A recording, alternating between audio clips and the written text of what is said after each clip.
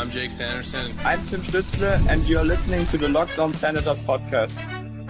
Your Locked On Senators, your daily podcast on the Ottawa Senators. Part of the Locked On Podcast Network, your team every day.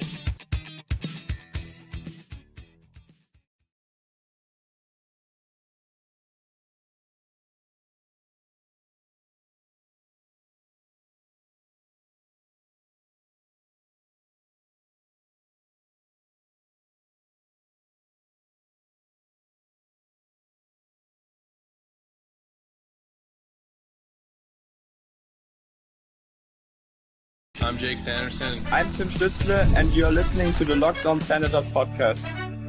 Your Locked On Senators, your daily podcast on the Ottawa Senators. Part of the Locked On Podcast Network, your team every day.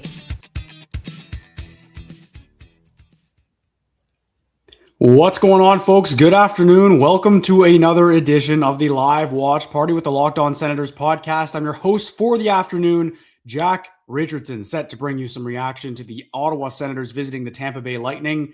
The boys are boots on the ground for a big game, and I'm going to be here with you for the Live Watch Party. I'll be with you here for the postcast afterwards. It's a Jack-cast kind of day. But before we get into that, I want to remind everyone that this is brought to you by our friends over at the Gleeb Central Pub. If you're looking for a place that lives and breathes hockey, Gleeb Central Pub is the spot right in the heart of the Glebe. Just steps from Lansdowne. It's the perfect place to catch every game every night. Great food and drink, and even better company. But GCP is about more than catching the big game. There's something happening almost every day of the week to appeal to every taste. Start your week with Wing Day every Monday, all day and all night. Trivia night goes Tuesday, so bring your crew and put your knowledge to the test. Wednesdays is open mic night, whether you play, sing, or just want to kick back and listen. It's a great way to celebrate Hump Day.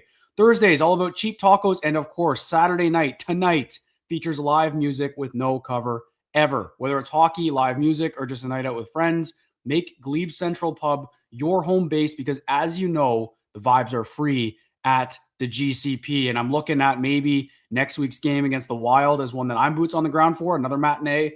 Loved the matinee when we were there, all four of us, for the Ducks game on the Saturday. Go back, get some live music, great vibes at the GCP. So check them out right in the heart of the Glebe and tell them Locked On Senators sent you. All right, folks, lots to actually update on here. I know they played 2 days ago, but some lineup changes on either side. First, we'll start here with the Tampa Bay Lightning. No Nikita Kucherov and no Nick Paul. Obviously, Kucherov is the best player in the league this season. He's going to win another Art Ross, it looks like. He's right there with McDavid again, up for the MVP. This guy is a massive, massive part of what the Tampa Bay Lightning are all about. So without him, that's a massive loss. So that's a huge headline. I think we've got to start with that. Really kind of balances out not having Jake Sanderson in that type of matchup, I think. So that's a good thing because, like I mentioned, Jake Sanderson not playing tonight. Lassie Thompson, though, back in the lineup, healthy after playing a few minutes in New York in his season debut and then getting hurt, but he is back taking Jorian Donovan's place. I didn't even know Lassie was traveling. So that's a bit of a I know we knew he was day-to-day, but there was just a lot of injury updates that I think we maybe didn't really catch that he might be closer than we all expected. So they've got the lineup coming out that he's going to be lining up with Carter Yakimchuk. I expect they'll do the same thing they've been doing. I'm curious to see the deployment of either, I think Donovan was clearly below Yakimchuk on the depth chart, whatever it may be. But Thompson got called up first before Yakimchuk. So I'm curious how the coaching staff deploys them. I don't think Lassie will be running the power play unit, but he might be running power play too. I don't know. So very curious to see that on the road. But then also another headline is Linus Ullmark not getting the start. It's James Reimer tonight, it looks like, between the pipes here for the Ottawa Senators. Ullmark's played a lot of hockey and seen a lot of rubber the last few games, so it's not totally surprising. Maybe giving him a night off, why not? But again, still, wasn't back-to-back. I guess he'll play Tuesday in Florida. I'm a little bit surprised, especially when I believe Vasilevsky's starting for the Bolts. You kind of want your guy in that one. But I think I'm not upset with it. But again, that's just a clearly not as good of a goalie. No disrespect to James Reimer, but Ullmark is playing out of his mind right now. So maybe just something wasn't up and they wanted to give him a bit of a break because he will be playing a lot of hockey here down the stretch. I think they have one more back-to-back. So you got to think, how many more games is Reimer going to get? This could be one of his last ones of the season, all things said and done. And they're showing the standings there. Ottawa obviously tied now with Detroit, but they have the tiebreaker, so they are over them, and they need to win their game remaining. They have a game in hand on the Islanders. Kind of control your own destiny at this point, right? Like if both the Sens and the Islanders were to win out, the Ottawa Senators would make the playoffs. That's how we have to look at that. It's not pretty looking at it in the standings right now. So a couple things, like we're going to be out of town scoreboard watching very hard. It's kind of nice that the Sens are the only afternoon game, I believe, today. Let me just triple check that to make sure I'm not spreading false info. But typically during these watch parties lately, it's been hard to kind of keep up with what other teams are doing. Actually, I completely misspoke. The Islanders are also playing at 1 o'clock, of course. So right at the same time, that kind of sucks, because what I want to start doing with these watch parties is, if games are staggered, starting to watch those games as well, like maybe during intermissions, or I mean, down the stretch, if there's a game and a night the Sens aren't playing and the Islanders or the Bruins are playing and we need them to lose, I'd be happy to fire up a live watch party and get people in for the hate watch, because I think that would be that'd be a fun way to kind of get the playoff spirit, if you will. And like I said, yeah, the boys are boots on the ground. We're not going to do a boots on the ground report during the game, but afterwards I'm going to be starting the postcast, and then they're going to be joining from outside in the sunshine, which I'm very jealous of. It's gray and snowy and wet and cold here in Montreal. I think it's -3 right now. And I am back in the home studio, so I'm going to be back and forth the next little bit. I was in my parents' basement there last week. So for the rest of this week, I will be here doing the shows here, back in my familiar territory. So I'm happy about that. Like this setup a lot more. But it's also, at the same time, it doesn't matter at the end of the day. But I'm a superstitious guy. I am. And I think that's all we got to cover there, folks. Yeah, so obviously a bit more lineup notes than I was expecting. I'll have Callum Fraser joining me in the first intermission again. It's a road game, so Callum is not on the road with the team. He can hop in, and we'll pick his brain about what we see in the first. And it's a big game. I didn't know the Islanders were playing at 1. That's interesting, so I like that. So we'll know after tonight where they stand in terms of the race, and then obviously some more games after that as well. But yeah, we'll go through all that in the postcast and everything too. It's gonna be different. It's gonna be different for the kid here running the show. And when I say that, it's literally just making sure the live stream starts, and the boy will take control when they hop on with that boots on the ground. It'll be all 4 of us basically doing it, so that'll be fun. And I'm fired up. Yeah, I'm curious. Like, I think we're seeing some discussion here in the chat here with Nick, and I like this. Lassie gets a bit above 8, Yak under 12. I'm just curious, even strength, like how they play them, how they pair them up. They've got 5 righties now on D, and I know that Donovan wasn't playing a lot, and he's not necessarily going to move the needle for a lefty. But listen, I played beer league on defense. I never played defense growing up. I was a forward, but I just know that playing your offside is hard.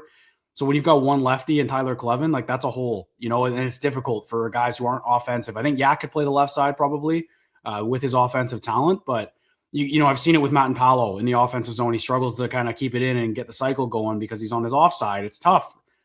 So curious to see how that works out. Like 5 righties is not ideal. I know there's been a shortage of right shot defensemen here, but maybe one of these guys can boost their trade value here. Like if Thompson or Matt and Paolo or something like that could go fetch the Sens a good player in the offseason. I don't know if that's the plan, but they're all getting showcased right now because we know teams are desperate for right shot defensemen in this league, and the Sens are just hoarding all of them. They've got them all playing today. Yeah, and again, Carter Yakimchuk now getting his 3rd NHL game. I thought he looked good. I said it after the Red Wing or the Pittsburgh game, that he obviously had some growing pains, but I think that whole blue line did really struggle at times. And I think that he'll just continue to get stronger defensively as he gets older. But again, he's not going to be this shutdown Jake Sanderson type of defensive defenseman. His game is the offense, and we've already seen that. The fact that he's already that comfortable offensively and what we saw him do in the 3rd period against Pittsburgh is extremely encouraging if I'm an Ottawa Senators fan, and I am. So here we go. James Reimer against Andrei Vasilevsky, who is having a Vezina caliber season once again. He is probably a top 3 goalie in the league every single season. Sens have their hands full. I know the record is not as good, and Nick pointing out Reimer does have a better goals against average than Vasilevsky by a single point. That's hilarious. But yeah, like Vasi, I think is a top 3 goalie hands down. Like I put him up there with Hellebuck and Shesterkin. I think those 3 are the 3 best in the league. And it's not particularly close. I think there's next tier. Then it goes to like Sorokin. I think Ottinger might be up there. Who else am I thinking here? Like when he's at his best, Ullmark, I believe, is in that second, third tier, like top 10 goalie. So it's tough not seeing him today. I'm a little bit surprised by this. I really am. I thought they'd maybe give Reimer the Florida game on Tuesday because look, Panthers are the Panthers. They're not going to go away. They're a tough team to play, but they're not in it, right? So you're kind of expecting maybe a bit of a lighter game out of them, just with their injuries and everything like that. And again, no Kucherov, but I'm a little shocked we're not seeing Linus Ullmark tonight. But again, he played outstanding hockey on Thursday and got them that point. So maybe he deserves a bit more of a break. I get that. But nonetheless, Sens got to go find a way to win. They play well in front of Reimer. He has seen 10 shots on goal in his last 4 periods of play, James Reimer. He has seen 4 shots in 10 shots in 4 periods. That's outrageous shot prevention from the Ottawa Senators in James Reimer. It was right. It was 1 shot on goal in the 3rd period against the Islanders, which actually went in the net. And then it was 9, I guess 10. So he's allowed 11 shots. Sorry. He's faced 11 shots. They fixed that Rangers one last second, but the Sens play very well in front of James Reimer, and they know what's at stake here. I think Tkachuk and Stützle just looked phenomenal on Thursday, and that's a great sign. If your top players are looking like that, things are in a good spot, I think, for your team, and I think that was very encouraging as well. It's not like they fluked their way into a point there. Ullmark played well as well, and the puck is down. We got Tampa wearing their black jerseys here. Interesting. I don't think I've ever seen them play in these. They're kind of slick, but here we go. Tkachuk with it, moves it over to Clevin, who's jumping up in the rush. Again, Jake Sanderson took it. Dylan Cousins scores! Whoa! All this talk about Vasilevsky, and he lets in a softie right away. All right. Dylan Cousins on the board. That's a start. There we go, folks. I'm sorry if I'm ahead of everyone, but hey, that is an early goal for the Ottawa Senators. I don't know how much time is left. Good forecheck. Clevin jumping up, and Dylan Cousins buries it. Brady with a big hit on Chernak. And a nice little area feed. There we go. Clevin and Tkachuk get the assist there. Just good work getting to the puck. And it's 1-0 Sens. Here we go, folks. Okay. That's a huge goal. Their record when they score first is very strong. Okay. Good way to settle into that one. Now it's an afternoon game, and look, these games sometimes are barn burners, and you just never know. Everyone's off their routine. But the game against the Ducks last or 2 weekends ago, I guess now, was a matinee, and then the Sens played a pretty good defensive game. The Ducks were good, but Ullmark was great too. That's a hell of a start for the Ottawa Senators. Dylan Cousins getting on the board. I was actually going to mention him as a guy who needs to step up a little bit. I thought Brady kind of carried the load on that line last game, and actually in the Detroit game too. So great start for Dylan Cousins. And Tyler Clevin jumping up in the rush. That's a good start for 43, who it's probably one more game here. As I was saying right when Cousins scored, like it's one more game of without Jake Sanderson, I think. He's on the trip. They have one more game on this trip, and he's not playing tonight. You'd expect him to play Tuesday. So just one more day here where Tyler Clevin's got to be the guy. And but again, folks, like scoring on the first shift of the game, 13 seconds in or whatever it was, is the best way to start a hockey game. Really weak goal on Vasilevsky. He does not like playing the Sens. I know the boys pointed out his numbers. He hates playing the Sens. Great start.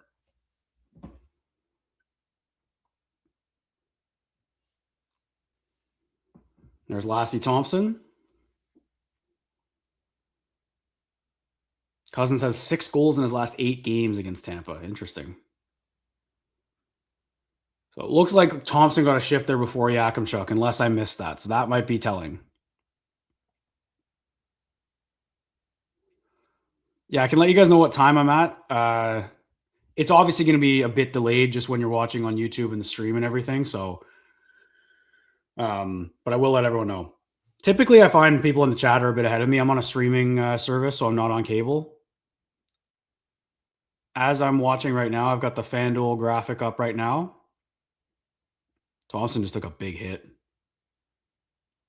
I have 18:03 right now. Clock is running in the neutral zone here. Fogle going after it. I tried to do my best to describe the play. So if you want to match up, and it typically takes a couple shifts for me to get into doing that. And obviously they scored early there. So cat's out of the bag.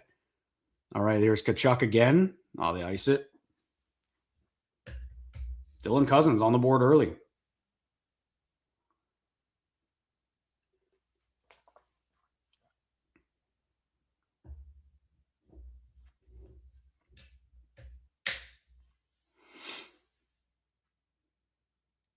Got Green doing some coaching there with Warren Fogle. Obviously, it's a matinee game too, so I don't know if I've done these other than the Canada gold medal game at this time of day. So the light with the window, I apologize for that, but usually these are at night, so it's not an issue. But if it's distracting, I'll block it with my big head. Oop, pardon me.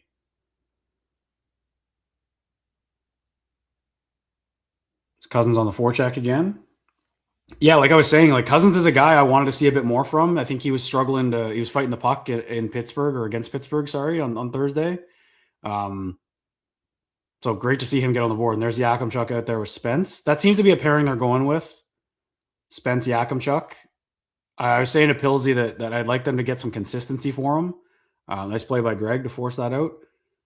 Just because it's so hard when you're a rookie coming in, but B, you have no consistent partner. Like against Detroit, he played with like every defenseman for an extended amount of time. And here's Sorelli and Hagel and I believe Gensel. No, never mind. Bjorkstrand. I'm not too familiar with how Tampa's running their lines. Obviously, they're just having a good season. They've been good for so long that I don't even tune into them anymore. But like I said, Kucherov is a huge piece of their offense. So him not being there is going to be interesting to see how they generate tonight. And here's a shift. Yak kind of got out-muscled there, but nice block by Giroux. And here comes Hagel. This is a tough matchup on the road for the rookie, for Carter Yakimchuk. This is going to be interesting to see. I think it's good to get Thompson in there just to ease some of the minutes for Yakimchuk, because I think Thompson can play more than Donovan did. So maybe shelter him a bit more. Here's a Mario behind the net with a lot of time. Nick Cousins all over it. I mean, analytically, these are two of the best teams in the league at preventing shots, and we're seeing that right now. It's 1-0 in shots for the Sens, and it's a goal. So it's really going to boil down to goaltending, which, again, is why I'm really shocked to see Reimer. There's Zub with a shot. Nick Cousins. It's loose. They scored. Jordan Spence. All right, folks, here we go. Great shift again. Jordan Spence pouncing on the rebound. 2-0 Sens. Because I was like, Vasilevsky just made a great save there, but he slid all the way out of the net, and I guess it bounced right to Spence. Let's see how this happens. Good work by Pinto. Nick Cousins all over it. Oh, it just bounced right to him. Look at, like, Vasilevsky's in the corner. What's he doing? He just didn't know where it was. He kept sliding. And it's a wide open net for Spence. What a start for the Ottawa Senators. Here we go, folks. Cousins and Zub with the assists. And Spence has his fifth.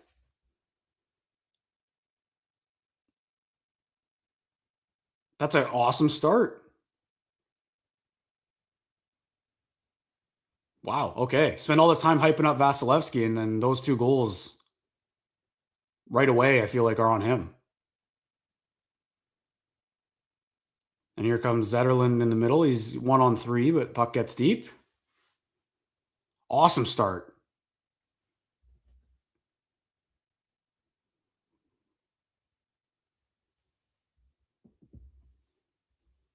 Here's Tkachuk on it. Gets picked off.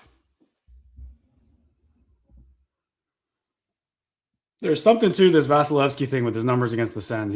He is not as good against them. He's had a couple games over the years, but I don't know, man. And I don't know if that'll count as a shot on goal there, what he just stopped, the clearing attempt, but here's Scott Sabourin, Sens legend.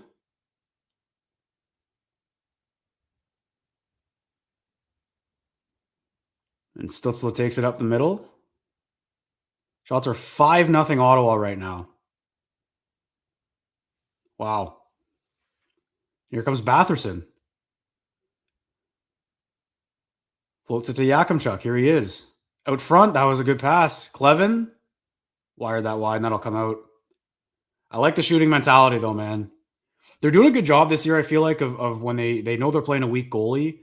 They're starting to, like, turn it on. They just shoot the puck. They shoot everything, no matter what. And just kind of test them. And it looks like that. Like, that was a shooting mentality kind of shift there for those guys.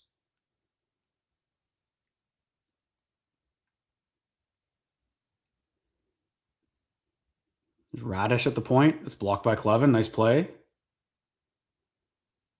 Pinto gets it out. And here's Amadio. Sort of the end of a rush here. Nick Cousins on it now.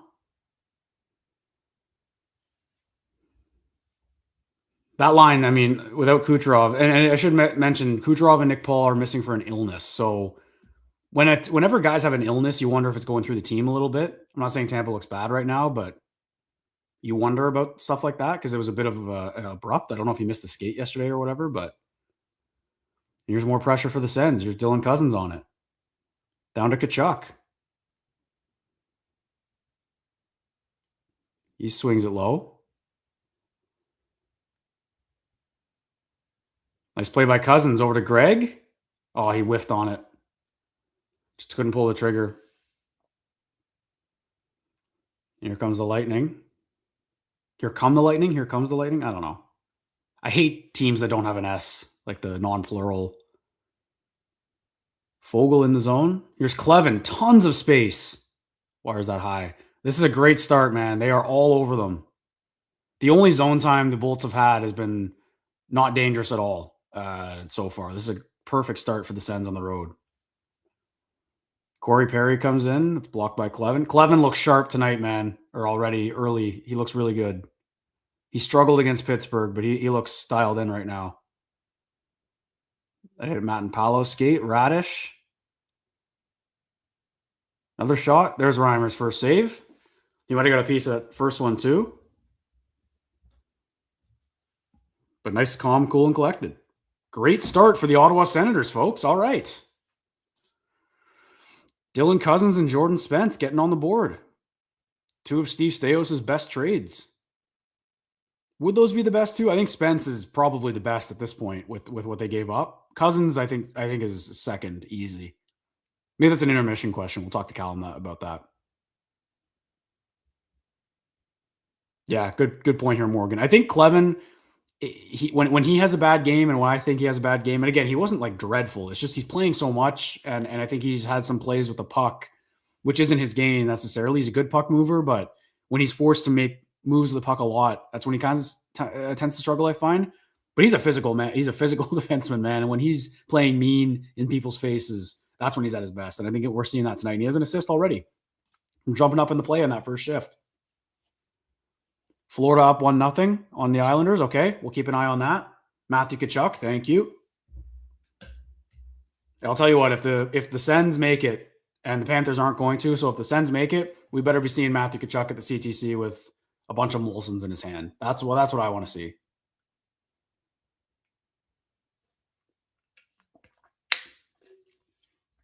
Jordan Spence just firing it into an open cage. Like they're having a good start, but I again, like those goals are on Vasilevsky for me. I can't like this first 20 minutes of the live stream I spent hyping up how good Andre Vasilevsky is, and then he lets in those two softies. Like goaltending is so weird. So weird. He's just having a bad day so far. But they got to keep it going. Can't just sit on 2 goals against this team. No way. What is this graphic? Since January 25th. They're doing a little Florida thing. Best points percentage in the NHL since January 25th. The best points percentage in the NHL since Pillsy pressed the panic button. How funny is that? That's crazy.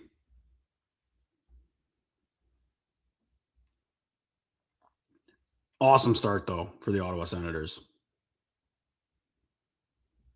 Also, keep in mind, the boys' boots on the ground record is on the line, and they have never put it on the line quite like this. In Tampa Bay, on the road, with such a depleted decor, it'll be a true test today, and this is a great start.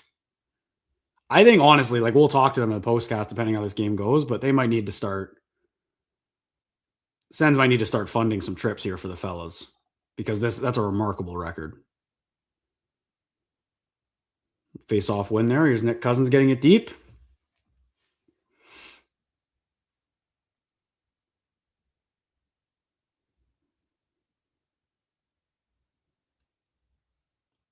Good pinch by Zub. Keeps that in. Mario battling. Nick Cousins has some jump here early. Pinto at the side of the net. Braden Point's still out there. Obviously missed him at the Olympics too. Didn't go for an injury. Kind of decided to take the time to heal up, which was probably a really tough decision for him. Here's Gensel. It's blocked by Zub.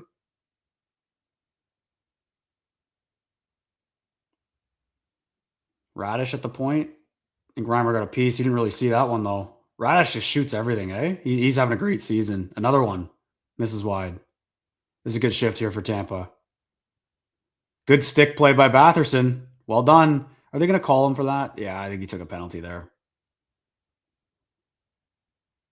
Kind of got put in a tough spot. But you know what? That was a good play. But you're putting this power play on the ice is tough, to be honest. Starts with a good play from Batherson, but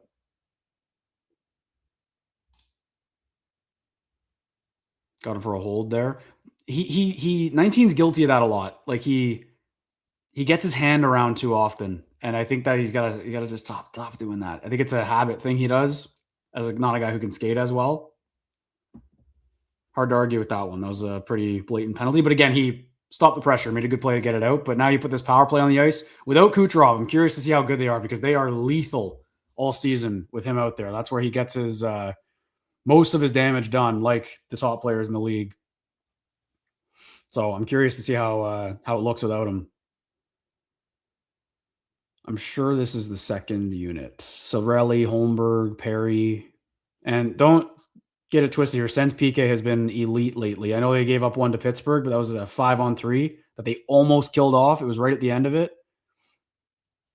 Their power play is 4 for 5 in the last 2 games. That's crazy. 80%. All right.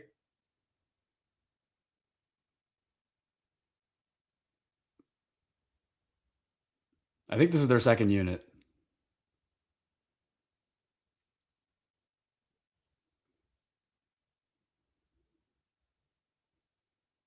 That's crazy stats. Got some good possession here. Perry.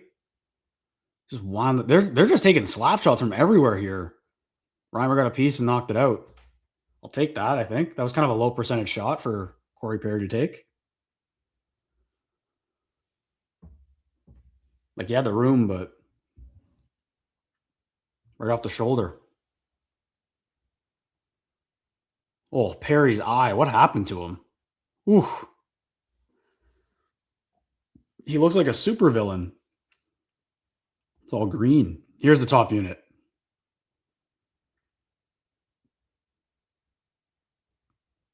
Snapping it around a bit. Gensel down low. Radish broke his stick. You know why he broke his stick? Because he took like 7 slap shots already. These guys are tickling the rafters on everything. Great play by Zub. Out to Pinto. Here we go. A bit of a 2-on-1. Eller and Pinto. Shoot that. Pinto, great move. Oh. Good try. Good try. Shane Pinto shorthanded, man. Another good stick by Eller. And Spence gets it down. Good kill so far. There we go. Obviously missing a huge piece for the Lightning is Kucherov. Probably haven't practiced without him if it's an illness today. But the Sens PK, yeah, not to be outdone. 14 for 60 in the last 5 games. Mike Yeo, man, the unsung hero of this turnaround has been the PK. Here's Point. Good stick by Amadio. Every day. Rinse and repeat, Michael Amadio.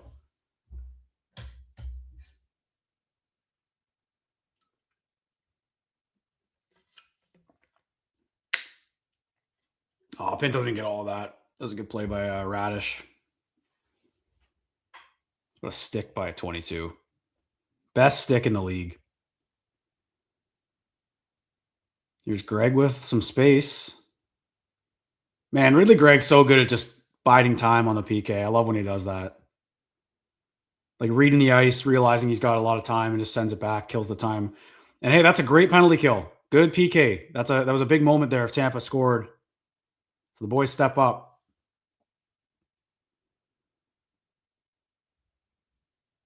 Batherson back out there, gets it over the blue line. Like to see Timmy get going here. I haven't really noticed him a lot. I don't think he's been out a lot. Here's Chernak. He wings it around. I think we're going to see Thompson more than Matt and Paolo. It looks like Thompson's getting a few more shifts. Or sorry, than Yakimchuk, I mean. Timmy, bit of a turnover there by Tampa. Timmy on it again. Back to Batherson. Lost it in the slot.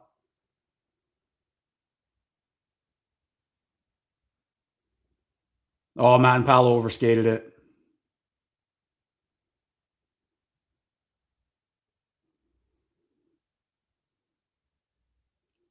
Here's Timmy on it now. Good work defensively. He'll get it out.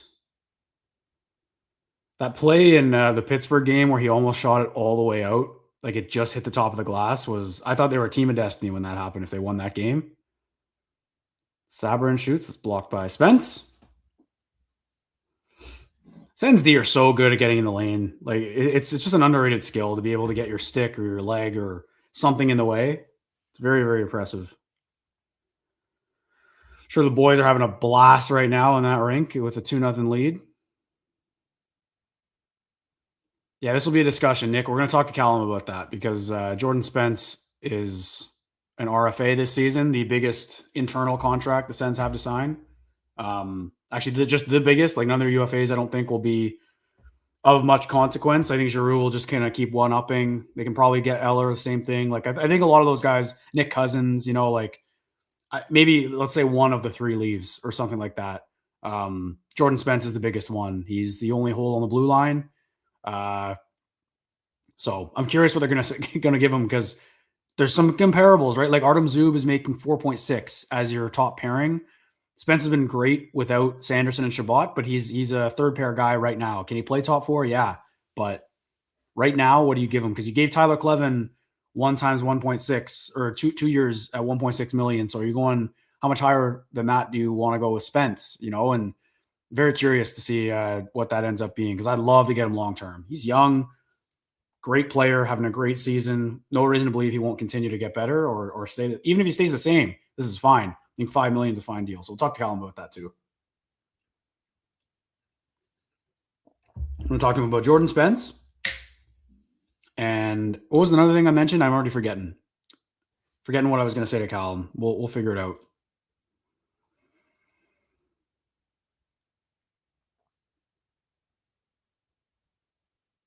Trying to think what else. Was it about Vasilevsky?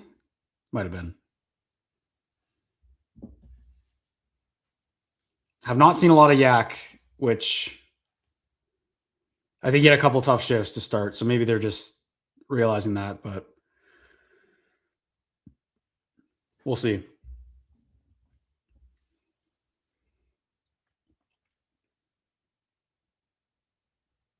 Just calm, cool, and collected, that kid. I'm pumped that he's here because I'm not going to, like when I'm pointing out the ice time, I'm not saying they should put him out there more. I'm not trying to beat the drum, like get him out there, get him out there.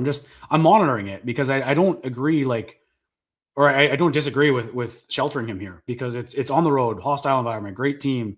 I want him to succeed. So I don't want him to be playing in these situations he's not ready for. There's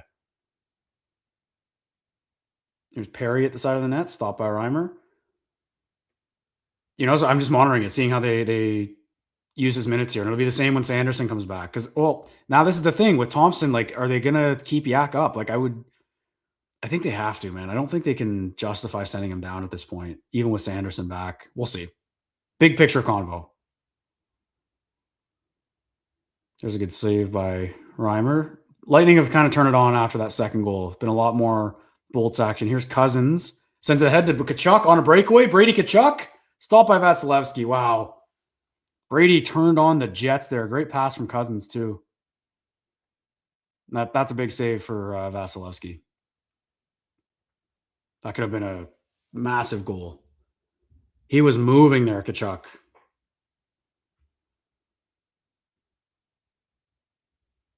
Already an assist in this game, I think. There's Yakimchuk out there now. Yeah, Kachuk has an assist. He had 3. Remember that opening game was the last time these two teams played. Sens were down 3-0. Mounted a comeback, won in regulation. Late, Pinto scored after a Sanderson rush. What a game. That feels like forever ago, though. But Kachuk had 3 assists in that one, and then they play in Florida and lose, and then he got injured in the home opener. That was how his season started. Really weird. But yeah, it started with a 3-assist game.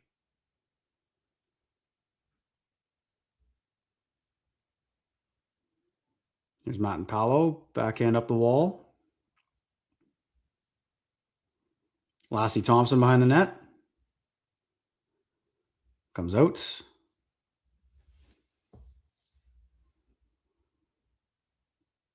Nice save by Reimer.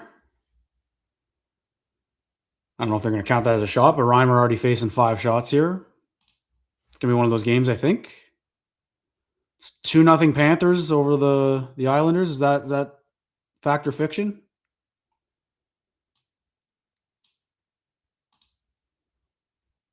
It's a fact. 2-0 Cats on Long Island, in New York, whatever it is. Matthew Tkachuk has both. Matthew Tkachuk helping out his brother. 2 goals. All right. Thank you, Matthew. See, I wish that game was at 1:30 because then in the intermission I could go watch it. Like because they're staggered, we're just missing it. But that's okay. Keep the updates coming in the chat because we'll keep going to that one as well. So 2-0 Sens, 2-0 Panthers over the Islanders. A perfect start to this afternoon. I'm fired up.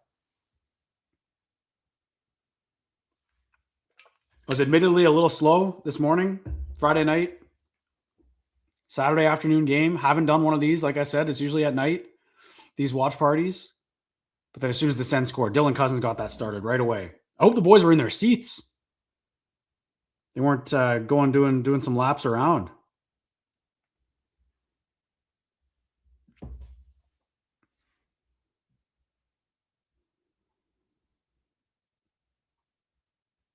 Yeah, and honestly, the more I'm sitting here watching Reimer, I'm less worried about Ullmark not playing. I think they've got to manage his minutes at some point, and he's played a lot of hockey since coming back, really.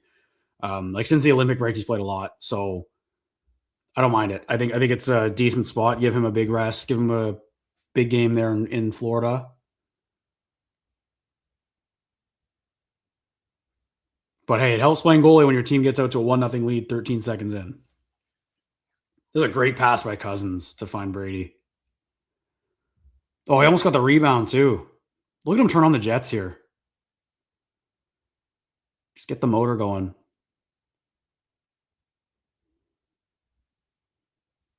Brady now with 4 points in 4 periods of play against Tampa this season. 4 assists. He's an apple tree.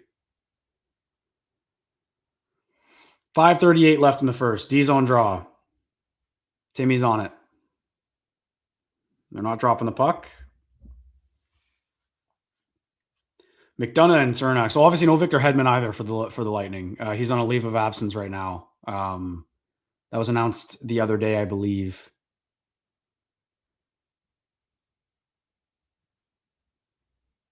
Timmy just gets it out. They're really doing the flip play, the Sens are, just to get it out of the zone if need be. I like that. Now here goes Stutzla on it.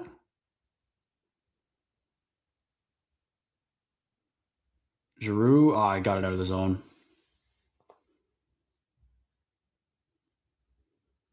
Oh, Clevin gave it away. Blocked it though. That puck comes out. He recovered.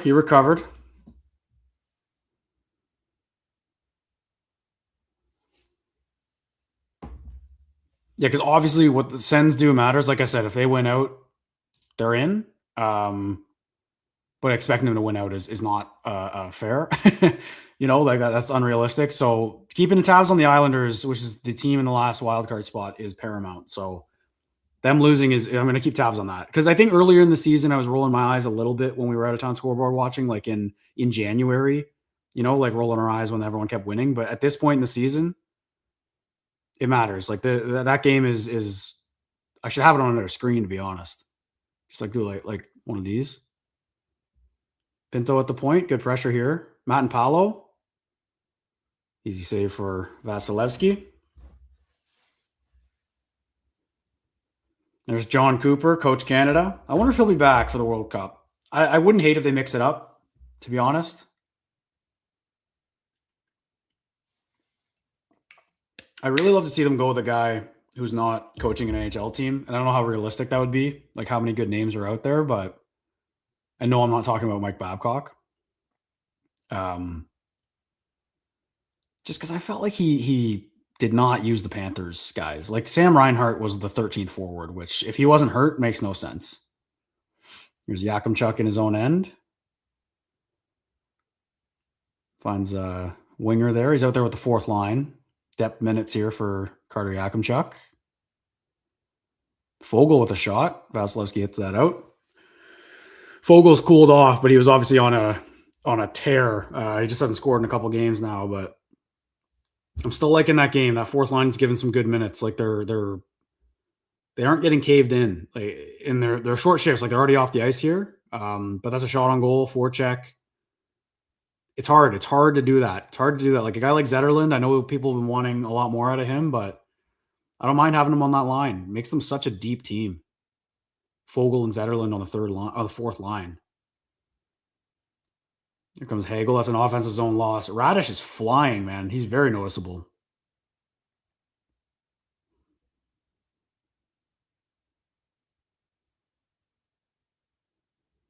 Nice save by Reimer. Easy stop. Game has definitely slowed down in the second half of the first period. Jordan Spence defense highlight pack on Radish.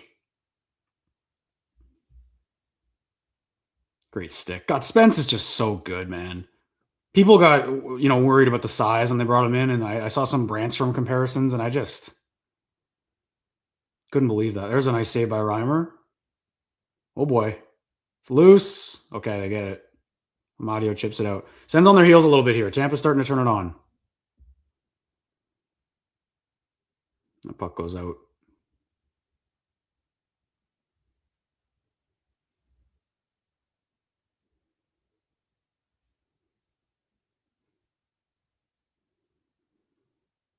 Reimer's tracking it well. I like that. Good little angle there.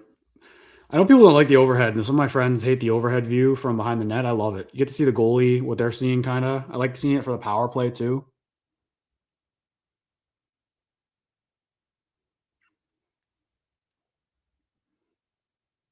Ozone draw here. Ridley Gregg. Oh, it's blocked.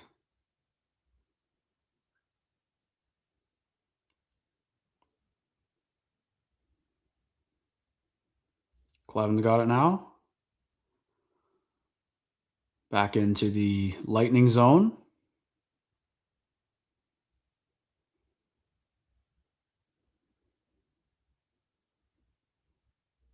Shots are 9-6 here with just over 13 minutes left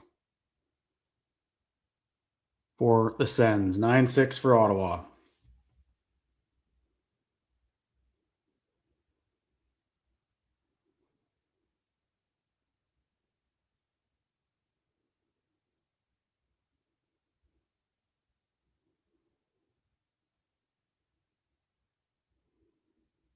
Matt and Paolo bats that out. Bit of a sloppy play on both sides here so far in the latter half of the period. No icing there. Matt and Paolo back for it. Cleven's on it. That's offside. Yeah, sloppy period for both teams right now after those goals. But hey, you'll take that if you're the Sens. Lightning have had more zone time, I think, but nothing egregiously dangerous so far. I like the matte black helmets. I think that's something I like to see the Sens try. Just a matte black look. Because I like the black helmets on the white jerseys. I really do. Wish they could do that a bit more. Or maybe they will. But yeah, the matte black look is nice. Those look so good with the Sens home jerseys, wouldn't they? That's icing on Ottawa. Pinto didn't look happy about it.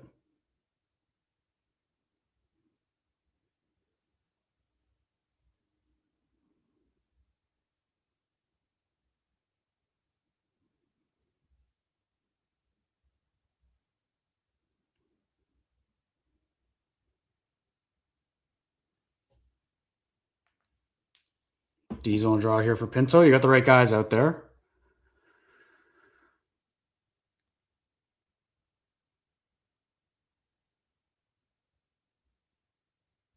Cousins chips it. No icing.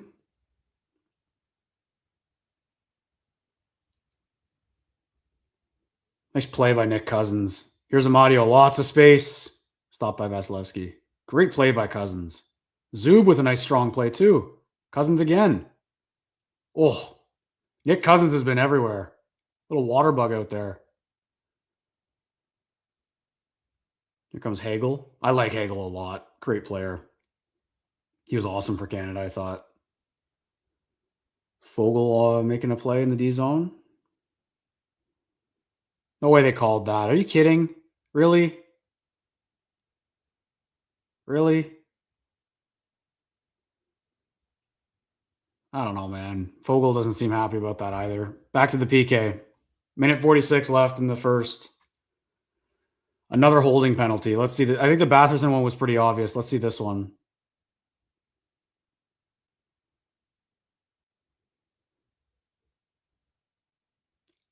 I don't know. Like, maybe. Feels like a weak call. Now look at Nick Cousins making plays.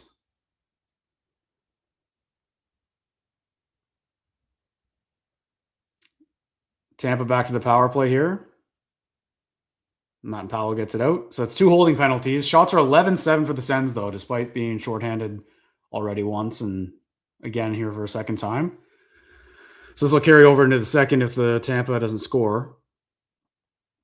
That looked offside. I know Mike King is buzzing right now on the computer, checking that out. Gold medalist Mike King.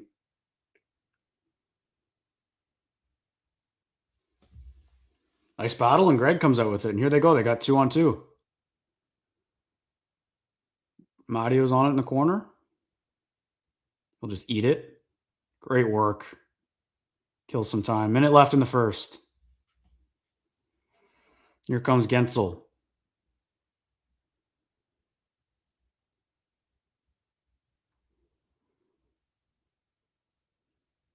Bolts are struggling to get in the zone here. Now Timmy's on it. Nice play. Up to Pinto. Gets it deep. 35 seconds. PK looks strong right now, man. Can't even get in the zone.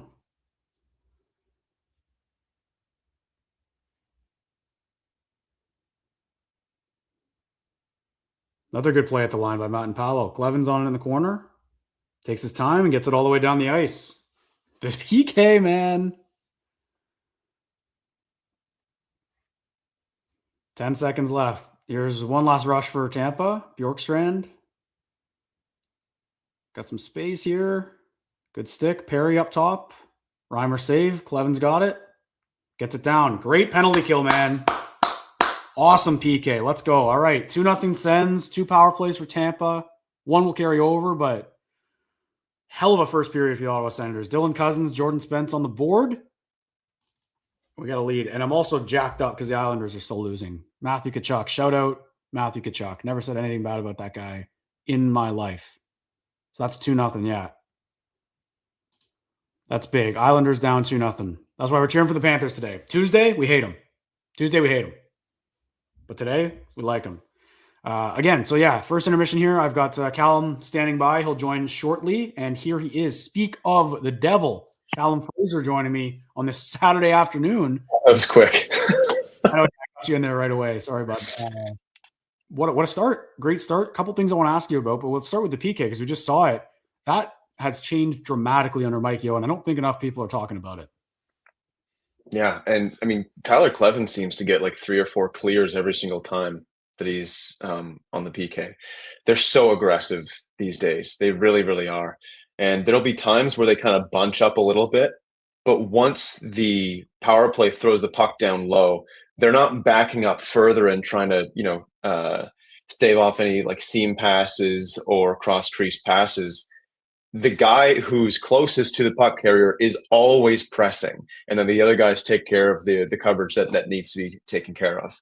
It's really, really good, man. Reimer touched the puck quite a few times that period, but like, was there I think there was one scoring chance. Corey Perry's slap shot coming in, had to fight through a bit of a screen, but that was pretty much it. Like the Lightning know that they can't really fight that much in the slot or down low with the Senators. They're throwing a ton of pucks with screens from the high point right down the middle, actually, and none of it's getting to the net. It was a really, really stingy defensive period from the Sens for sure. Yeah, and it's good to see, I think, because they were getting away from that a little bit with since Shabbat's injury, giving up a lot more shots than they're used to against Pittsburgh. So it's nice to see. And I noticed with Tampa, like they were tickling the rafters a lot. You notice that too? Just taking slap shots left, right, and center. Radish breaks his stick on one, and like they had some looks, but nothing dangerous. They had some zone time after the 2-0 goal. Let's pivot into that goal. Let's start with Jordan Spence here, man, because time and time again he's stepping up. I think he looks refreshed now, a little bit of a break. And I mean, you can't get an easier goal than that for Jordan Spence, but jumping up in the rush like that is pretty special. So what have you seen from him in that first period defensively as well? And then I want to get into some contract talk for the RFA this offseason. He was the one that had the point shot before that whole yes. sequence, right? I'm pretty sure. Yeah. And that's one of the things that he does. You know what? I think pretty much everyone in the D core, Matt and Paolo could be way better at it. He throws a lot of shots up high that are just gloved down and kind of stops the the momentum. He did it a couple of times actually in that period. But Spence is one of the guys, like Zub's really good at it. Yak's great at it. Shots for rebounds, shots for redirections, shots that are just going to end up potentially like creating some havoc in front. And it happens there, and he seemed like he was the only guy who knew where the puck was on that goal. I don't know if he needed to wind up that hard to match that thing to the back of the net with a wide open cage. But yeah, man, I've been waiting and waiting and waiting for him to kind of fall back down to earth a little bit, and he just hasn't. They showed a great replay on the TSN broadcast of him going toe-to-toe with Radish on a bit of a rush there, and then like he follows it up with the puck battle win behind the net. His entire game has like he was always going to be a great puck moving defenseman and a great offensive defenseman. He was always going to be the guy that like on a third pairing that the puck was always going to go through in the offensive zone, but he has rounded out his game really, really strongly. I think a lot of people have credit there. Like obviously Travis Green has worked with him a ton this year. Tyler Cleven's been an anchor with him as well, like a really, really solid pairing there. But a lot of kudos has to go to him. He's worked on the details of his game, and it's amazing how he's been able to step up and play the minutes that he has and really not drop off that much at all. It's very exciting. And I think part of what's so exciting is while he's elevated in this role, he's been shining. But when Sanderson comes back, it's less about the impact that Sanderson, or it's mainly about that. The impact Jake Sanderson will have on this team is obviously undeniable. He's their MVP. But when you get Sanderson back, you go back to Cleven Spence, which has been a very, very solid pairing for this team. You get Sanderson Zub back, and it looks like that might be Tuesday. So this might be the last game we're seeing this configuration on the blue line here. But on that note, you're not going to pay him for what he's doing right now because this is not his role. What are you kind of thinking for ballpark for a Jordan Spence contract? I know that's it's difficult without some comparables in mind. Just with what you've seen, what are you comfortable going here with for number 10? Because I think at the beginning of the season, maybe you're looking at more, in my opinion, like more of a Tyler Cleven extension, a 2-year prove it to me deal. In my mind, I feel like Jordan Spence has earned a bit more than that with his play this season.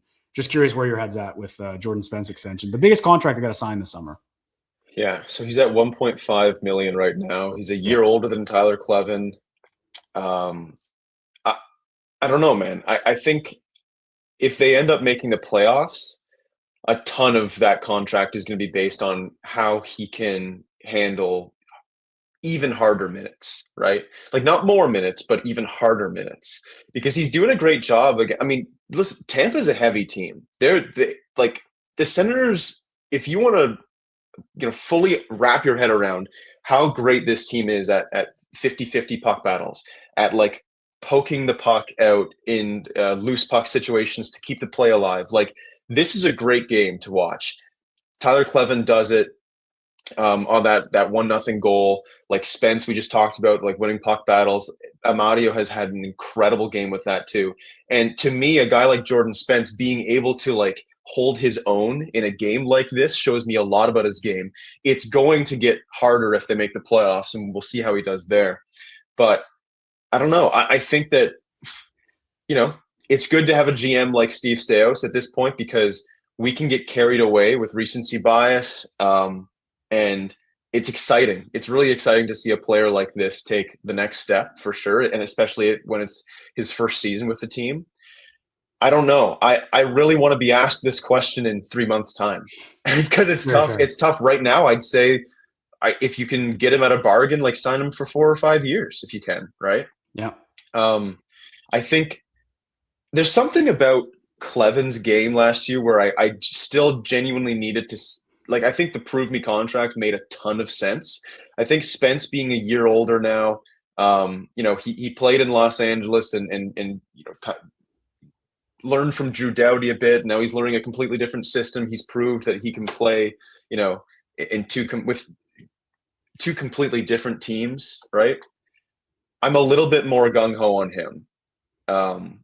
I don't know if – I think Cleven's contract is probably ends up being worth more once he signs in a couple of years' time.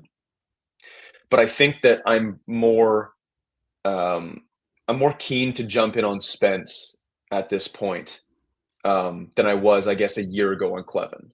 You know what I mean? Yeah, so, 100%. Yeah, I think 4 or 5 years is a perfect – if they can get it – I don't know. I'm not the best at this, but if they can get it under $4 million, does that make sense? 3.5, so. 3.75 for 4 or 5 years? That sounds great to me. So I've got their cap situation pulled up. Not to go full cap conversation, but I think it's worth talking about. This is the only contract we're really going to talk about this summer, unless they bring in another guy. He's got 1.5 this year. He's an RFA this season. He could be an RFA 2 years from now, but UFA in 3 years. So a 2-year deal walks him to UFA. So I think when you talk about buying unrestricted free agent years is a term they like to use for contracts, a 3-4 year deal is probably going to be a bit more expensive. I'd be against a 1 year Prove Me deal because I think he's doing it right now. I think that could bite them. But what's interesting is you got Jensen at 4.5 or 4-ish million coming off the books. Artem Zub has 1 year left, and he's a UFA after 1 year at 4.6. So I wonder, depending on development of Yakimchuk, Hensler, what their situation, if Zub is out there for some reason, maybe I'm just stereotyping him as a Russian, but just asking for a lot more money than he should be getting, even though he's very valuable to this team. Maybe that's a discussion where they're like, you know what, let's invest in Jordan Spence, invest in the prospects. So I think it's a great conversation. It's interesting that it's taken this kind of turn. I think Spence when he came in, I was very excited because I knew he was good in LA. But I like that you mentioned the playoffs because he struggled against the Oilers every time they played because it's the only team he played for 4 years in LA or however many series he was there for. And man, getting matched up against McDavid and Draisaitl in every playoff series is not a fair shake. So I'm very curious to see if they make it, how he does. I'm with you. But pivoting from Jordan Spence talk, what about the goaltending here, Callum? I opened this with a bit of a surprise. I was surprised it wasn't Olmark tonight, but I get the rest. Yeah. He's playing a lot of hockey. He played very well on Thursday. Why not give Reimer a game here? But going up against Vasilevsky, I was like, I kind of wanted to see toe-to-toe here, two great goalies going at it. And then Vondrei Vasilevsky lays an egg in the first 2 minutes of this game. But I want to pivot that with to James Reimer because I think lot has to happen here in this game, but he's really done what he needed to do here when they signed him and just solidified the backup position, which Levi Merlion was just not doing. He was actually hurting them more than helping. So what have you seen from Reimer? And I think he looked solid again in that period. Yeah, I think that let's be very clear here. The team's defensive game has only gotten better pretty much every single week of this season. So the team that Levi Merlion saw for the first half of the season is not the same team that James Reimer has in front of him. Let's be very clear there. Having said that, though, Levi didn't give them the first save confidence that James Reimer has given them. I'm not saying I don't think that James Reimer is honestly, even an average NHL goaltender. I think he's a little bit below. I think what you're seeing from his overall save percentage, which I think is 885, around there or something like that. I think what he's showing you right now, he kind of is what he is, that's a great thing though, because what this team needs is a guy that's going to calm down a lot of these, you know, they don't have a ton of flurries that are going to turn into like 3 or 4 shots in a quick span here. Like what you saw in the first period is pretty much what you should expect from this team, right? Reimer's going to get a lot of shots from the outside. He's going to have to be sharp on a few shots every, couple periods or whatever. And he's going to have to like try and calm things down for them, get a stoppage when they need him to get a stoppage, and just don't make a lot of mistakes. And he really doesn't make a lot of mistakes. When he gets beat, it's a pretty good shot, right? And I just think that like for the moment, he's exactly what they needed in a backup position. Again, I really think he's benefiting from the fact that this team does not allow a lot of second opportunities. Like they really, really don't. And all of the shots are coming from the outside right now. But yeah, he is what he is. But that's the best thing, because I think no one thought that he was going to come in here and relive his I don't know if you could call them glory days, but the days where he was like standing on his head and still winning some games for the Toronto Maple Leafs, right? Like no one was expecting him to do that. All he had to do was just come in here and make the stops that he's expected to make, and the rest will take care of itself. So I don't know. I brought this up in a mailbag. I don't know if it was this week or last week, but the idea of like re-signing him again. All these are fun conversations to have. I would prefer to have them in 3 months' time, but right now it's like, why not keep that in the like? He's probably not going to get a contract anywhere else, right? Why not keep that in your back pocket? And you could even sign him, and then hopefully something else comes up. And you either like, I don't know if you can run with 3 goalies or something like that, but like this team's, you mentioned Nick Jensen, right? Like this team's getting some money off the books next year. Like $4 million is a lot to play with, especially with the cap going up, right? Yep. So you can afford to kind of, throw a couple guys on waivers if it's not working out early next season. Like Steve Stamkos needs to go into next year with a much better, much better goaltending depth. And Reimer, it's going to be interesting to see if they actually want to give him like another year or something like that. So it's worth discussing, yeah, because the goaltending situation is just going to be Ullmark and then whoever's the second guy who we know is going to have to play. Just wanted to touch on Reimer there because I think yeah, the team has clearly played better in front of him. But coming into tonight, he had faced 10 shots or 11 shots in the last 4 periods. Is ridiculous. The shot prevention he was seeing. But I think that also goes in hand. Like he's also playing solid. Like he's not giving up any bad goals necessarily so far. Like there hasn't been a bad one on Reimer that I've been like, you know what, need a save there. He's doing what a backup goalie should do, and also stabilizing Linus Ullmark, which is the biggest thing that he has to do as a backup. So let's move on to. I think we were talking a little bit about the PK there, Clevin as well. And quite honestly, Callum, like I'm just having a blast watching this team play right now. Like it's very fun hockey. They're very consistent. Don't have a great game against Pittsburgh. Things go, don't go their way in that one in the shootout. But this sample here, they're the best team in the league since January 25th.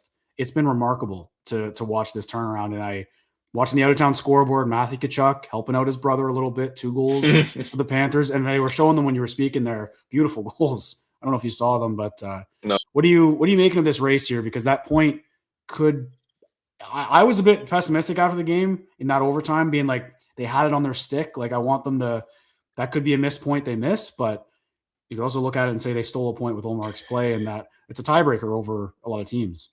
I think you have to look at it glass half full. Like this team is on a run like I don't think I've seen from this franchise in a very, very long time. And people were kind of talking about, they had a plucky win in Detroit for sure. And some people were saying like, oh, the pesky Sens are back and whatever. And it's like, it's not even close to that. They're just winning games like you'd expect from, I don't know what the comparison would be. Like they kind of are playing like a Boston Bruins team that we've seen in the past that are just relentless, completely relentless. Like I think a little bit less skilled than some of those Bruin teams were, those really, really strong regular season Bruins teams were. But I just think a lot when I'm watching this team, it must be comforting and like to watch them right now from a diehard perspective, right? this team has been really, really like a ton of up and down, right? Roller coaster kind of team for the past few years here. Even last year was a lot of heart pounding hockey. Like they really, really they played some really strong hockey at the end of the season, but it was really a roller coaster the entire year. I watched this team and I just think they just should win. You know what I mean? 100%. They look stronger than every single team in puck battles, which is a massive indicator, in my opinion, for like longevity, like for winning a ton of games and playing like you should win, right? I just don't know if even the 2016-17 team, that regular season, like I just have never seen the Sens in the past like 15, 20 years play this brand of hockey that just such a recipe for success. And you watch them and you're like, even if they get down a couple of goals, I'm like, it just makes sense for them to come back. They're always up, and when they're not, they're always in it. I think that's a good way to put it. Like there's so much confidence with this team right now that they're going to give you one bad period every couple of weeks. That's what it feels like right now.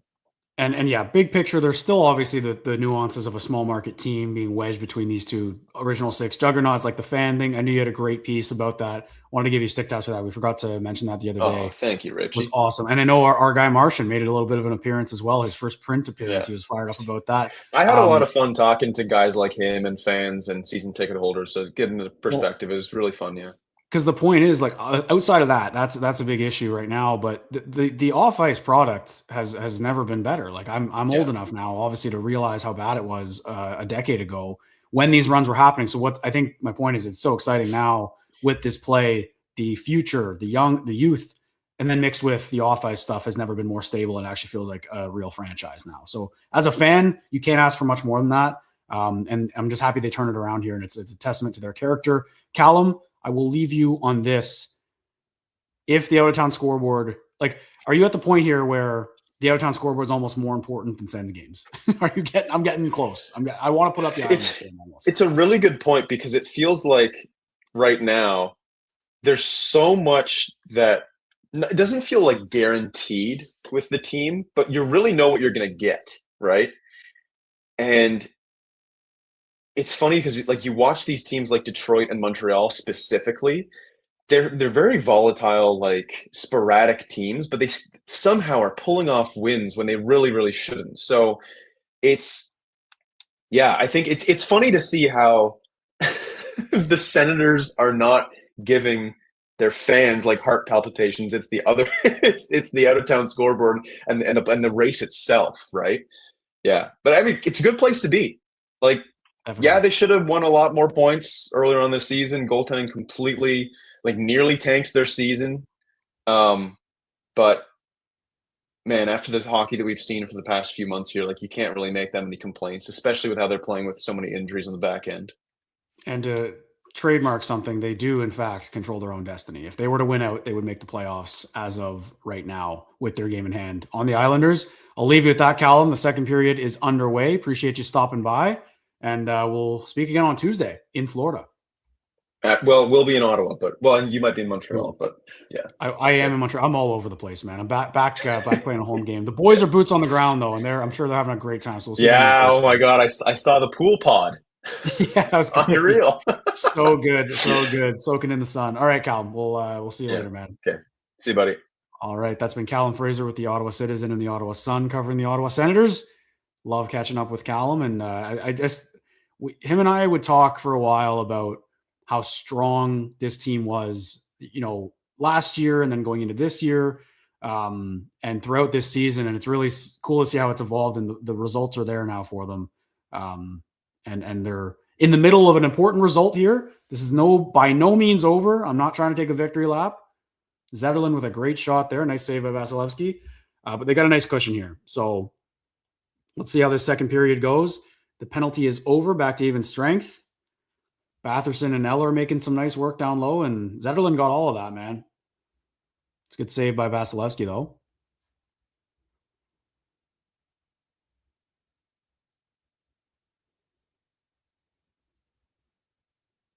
Green barking something on the bench there.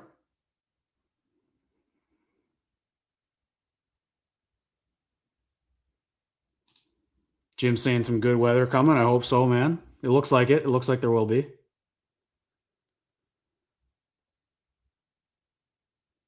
Feel like the Sens are due for a power play or something here. Nice play by Zetterlund keeping that puck in. I'm a Fabian believer. I've always said that, but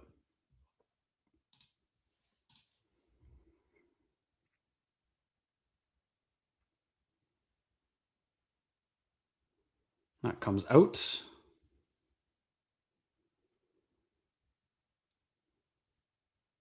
Spence on it behind the net. Got Yakimchuk out there with Jordan Spence. And that goes into the benches.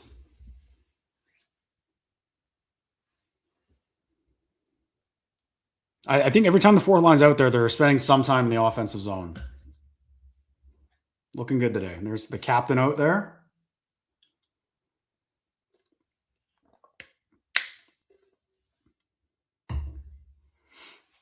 Another center ice faceoff. I feel like there's been 3 or 4 center ice faceoffs that aren't a result of goals. Kind of a weird period or weird game so far. Greg goes after it in the corner.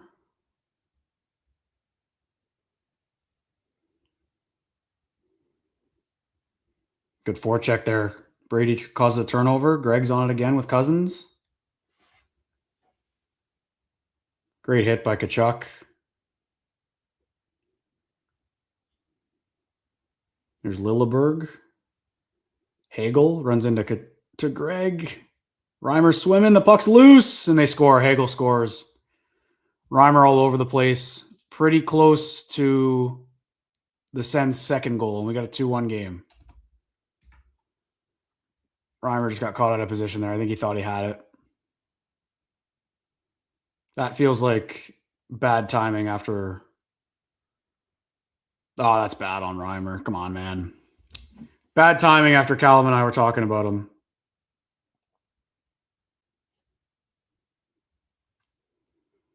Puck just squirts free. Good bounce for Tampa, but similar to Jordan Spence's goal.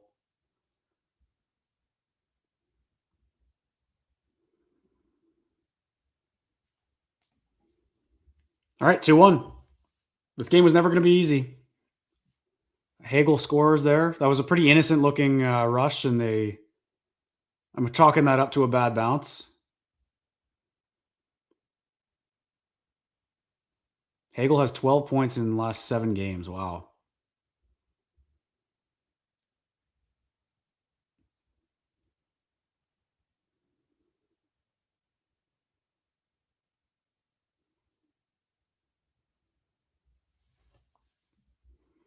Matt and Paolo and Thompson out there together. Thompson's got it now. And they get it out and down the ice.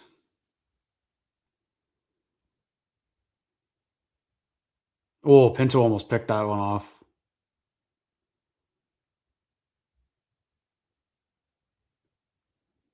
Where'd that puck go? It's out. All right.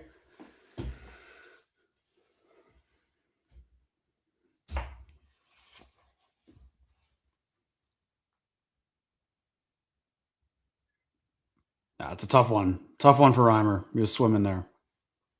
Obviously, it's not as clean as you'd like in the D zone, but when the goalie's out of the crease, something bad happened.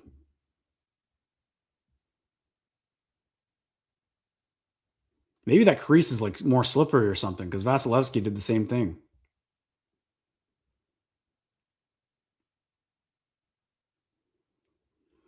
Clevin sends it up to neutral zone.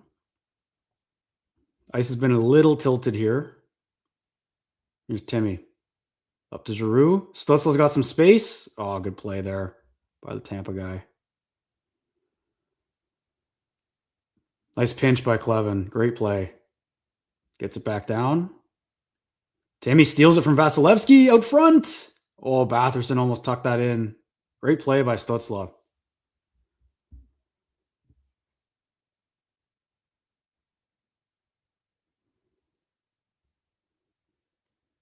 in the send zone now. Gord. Up high, they score. Oh, boy. 2 quick goals for the Lightning, and here we go. We got a game, 2-2. What happened there? That looked pretty innocent as well. They won't be happy with that defensive zone coverage, but that's where, again, like, save. You kind of need to save. Right after we hyped up Reimer. I mean, it's a pretty good look. Just didn't see it.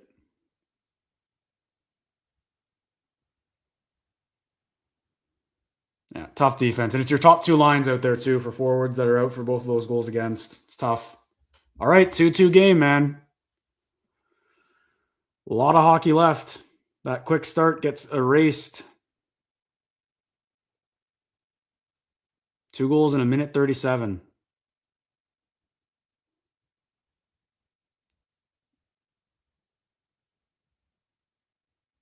That's icing on the Sens. Not good. Uh-oh. And it's 2-1 for Panthers now. Islanders have made that a 1-goal game. Uh-oh. That first period was fun. That was a fun first 20 minutes here. And now we're sweating again.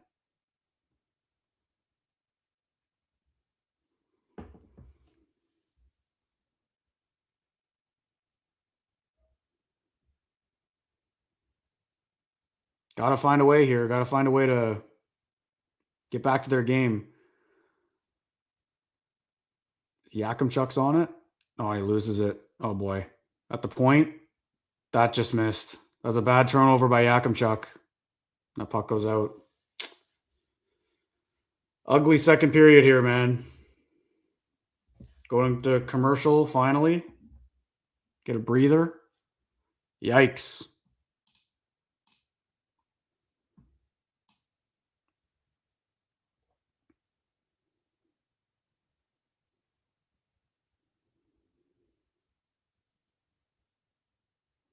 Yeah, 2-1 for the Panthers as well. Islanders answered in the second as well.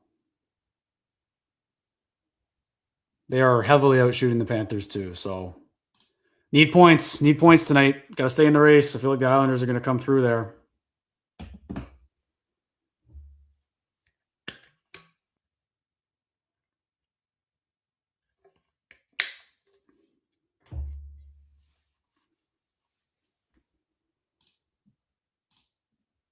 This is a tough road game with the circumstances. I just feel like they're going to have to start getting creative, maybe up front. They've really stuck with these lines, and they're not really getting a ton out of Timmy right now. I would mix it up, give him some new looks, try and get some offense going. Because the Lightning are taking it to them right now. Absolutely taking it to them.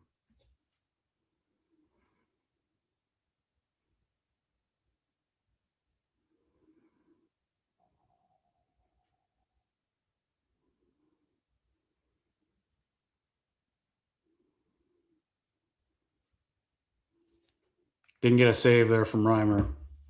It's a big game for the Lightning, too. Like, they got to catch Buffalo. Potential playoff matchup as well that we're seeing tonight.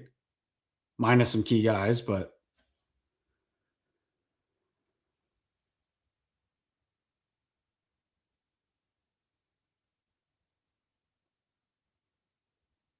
neck and neck with the Red Wings too. This is a hell of a playoff race. This is so good. Got to answer here. Got to find a way to answer. Got Stützle and Giroux getting some coaching there from Mike Yeo.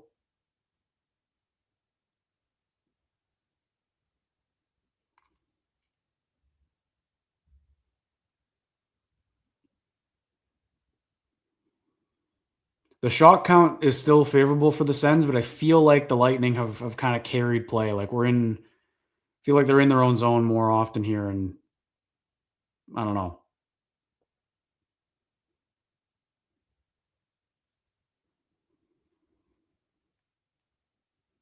No, not a ton of ozone time for the Sens right now. Here's Brady, nice play. Picks it off. Tries to take it in on Chernak, but here's some zone time. Cousins has it now. Up high to Zub, and he bobbled it. It's Brady again. Doesn't get it deep. And Hagel's got a breakaway. Or Gord. Nice save by Reimer. Nice stop. That's a big save. There we go. Now Kachuk and Gord are going at it. Brady trying to get some energy here.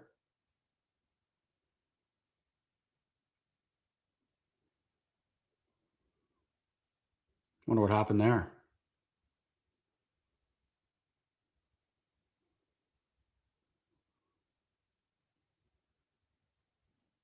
Gord took a little cat swipe there at Brady.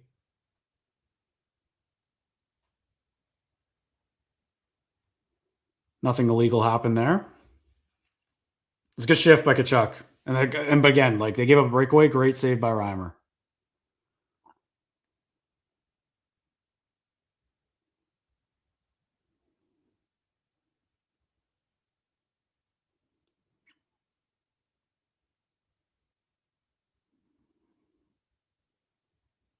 Matt Paolo flips it up.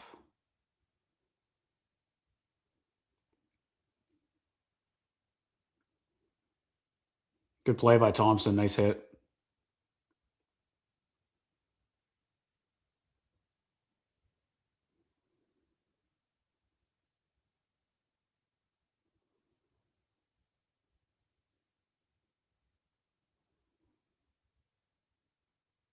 Battling for it in the corner.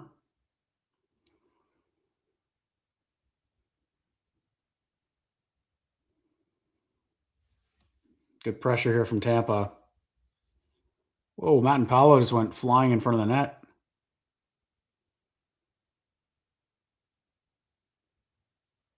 The puck get caught under the net.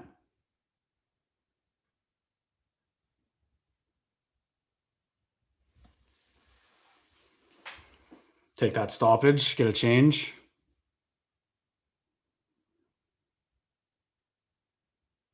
A crazy bounce. That was a good shift though by Thompson. I like that in the D zone. He looked good.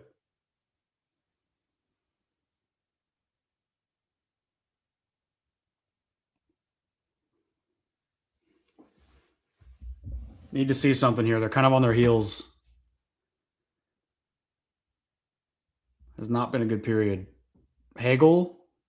Reimer stops that. Here comes Batherson. Here we go. That's got to be interference, right? Yeah, there we go. Batherson draws a penalty. What an easy call. Great play by Batherson. All right, Sens to the power play here. Here we go. Big moment. Got to get some momentum back. Where's Tampa's PK? Let's see that. What does that rank?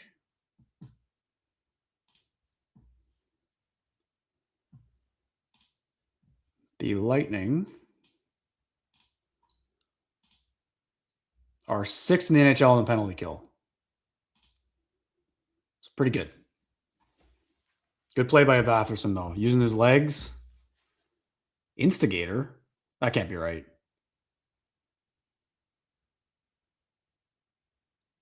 What are the Bolts complaining about on that one?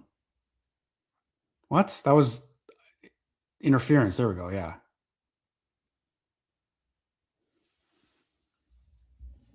That was an obvious interference call. Ah, Timmy didn't keep it in. They say he did. I don't think he did. That looked offside. Here's Yakimchuk. Timmy. Yakimchuk. Up to Cousins. Timmy. Stopped. Rebound. It's loose. Yakimchuk. Timmy. Misses. Oh, good pressure. Oh, Yak's got to get there, man. And here we go again. They're fighting. This is a chippy game. The Lightning are just playing. They're doing this all season. This is getting chippy here. Yak standing up for himself. There we go.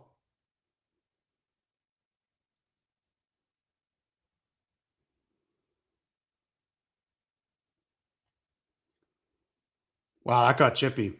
I feel like the Lightning are tired of losing to the Panthers in the playoffs. going in to defend the rookie there. And I think they're using the Panthers formula of when you're down and there's penalties, just make everyone get a penalty. That's a pretty clear mixing it up move by the Bolts.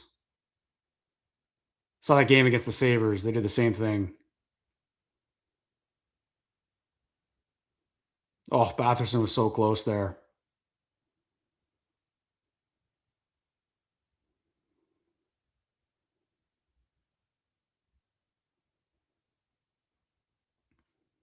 I like that from Yak.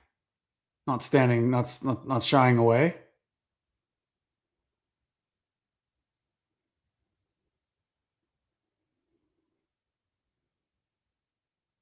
How are they going to sort this one out?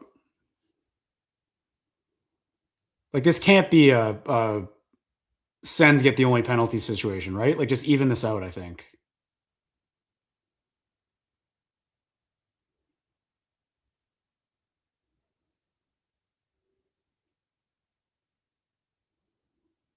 I have no idea how this is going to get called, but I have a bad feeling we won't like it.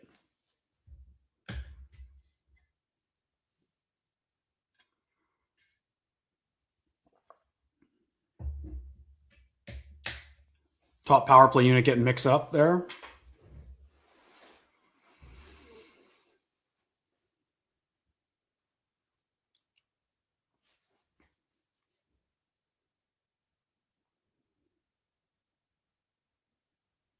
Cirelli looks like he's getting one.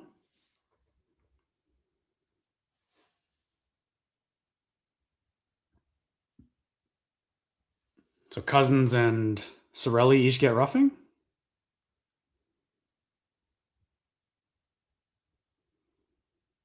And Yakimchuk? No way they get the only one there. Are you kidding me? What? Sens get the only penalty? Are you kidding?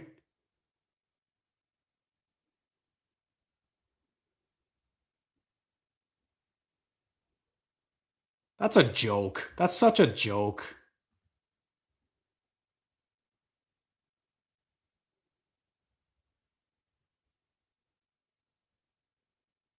Wow.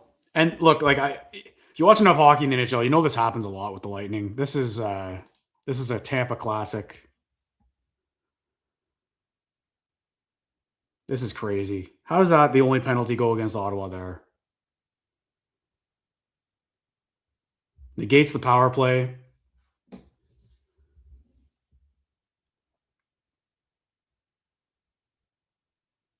That's so brutal. That's so brutal. And there goes the Sens power play. Maybe this one just gets chippy. What a brutal call. All right, 4-on-4. Now it's 2-2. Florida gave up the lead. 2-2 for the Islanders and Panthers. Got to find a way to win. What a joke of a call.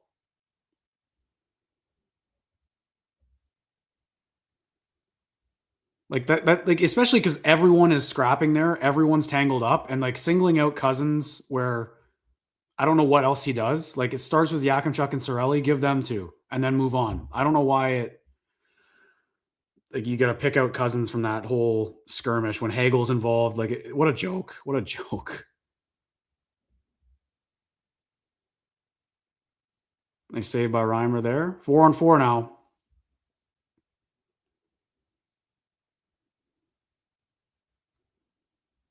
Good pressure from Tampa. And the thing that sucks is the power play was cooking a little bit. Here's Gensel wide open. Just misses. And here goes Timmy. Great play. He's got a step. Stutzla! Stopped. No call. Can't buy a penalty call. I think this is a egregious officiating.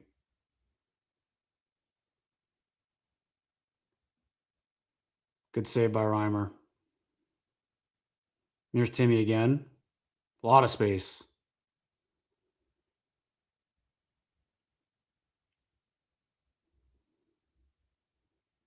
$20 seconds left in the 4-on-4. It's going to be a PK soon. Wide open here. Good play by Zub. Hagel up top.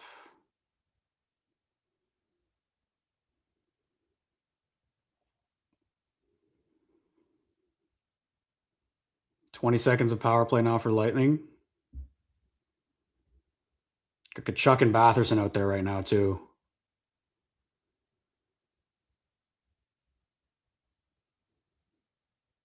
$10.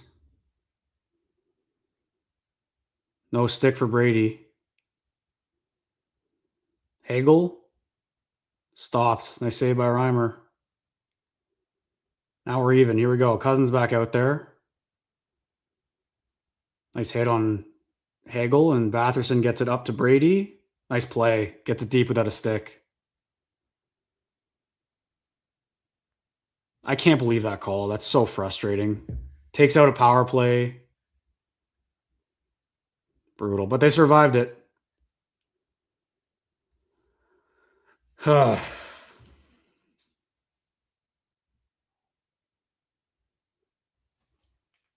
2-2 game. It's also 2-2 in for the Panthers and the Islanders. The Islanders are dominating the Panthers right now. That was a fun first period. Sends up 2-0, Islanders down 2-0, and now that's all changed. Brutal.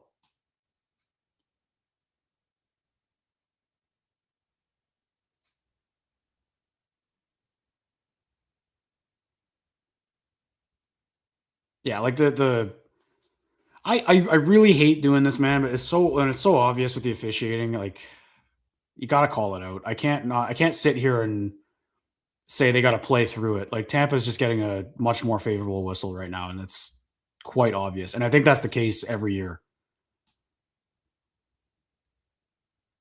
That is a big kill. That's a big kill. Got to get back on their toes a little bit. But that's the thing too, is like when you're desperate for momentum, they're getting nothing at 5-on-5 right now for offense. And that power play was dangerous. Like, those first 20 seconds were so good. Yakimchuk and Timmy had great looks. And then they wipe it out because of a scrum, and they take the Sens as the extra guy, which is just stupid.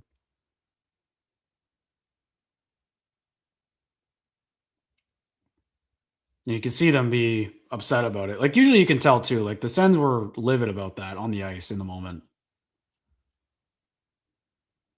Yeah, and then Point also picked off Clevin. I saw that too. No call.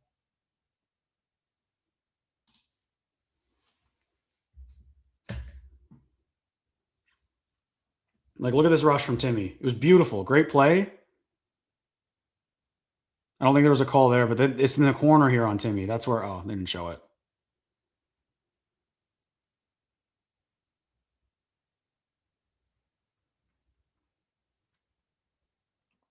That was a good save by Reimer on Hagel.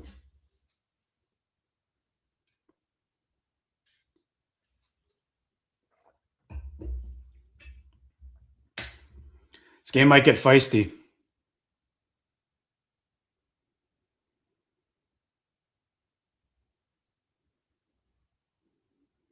Oh, it's loose. Good play by Clevin. Reimer was not in position there.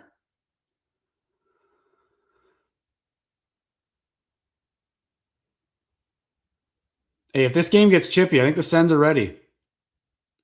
I haven't played in a lot of chippy games this year. I think this is going to be one of them. Got to be smart.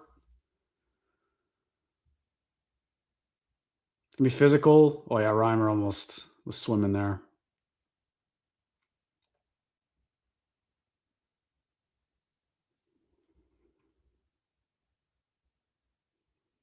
Brady's involved. He is center of attention for the Bolts right now. Sabrin was going after him there. Maybe they should have dressed McDermott.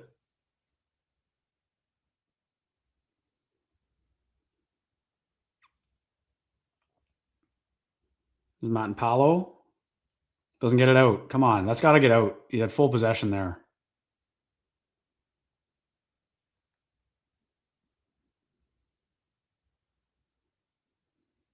Shots are 17-17. Pretty even game so far. I'm keeping an eye on that Islanders game too. 3-2 now. Islanders take the lead. Brutal. Panthers just choked that away. Sens have also choked a 2-0 lead. Ugly. That sucks. That was a great few minutes there when we thought the Islanders were not going to get it tonight. 3-2 for the Islanders. There it is on the TSN scoreboard. Makes this even more important for the Sens here.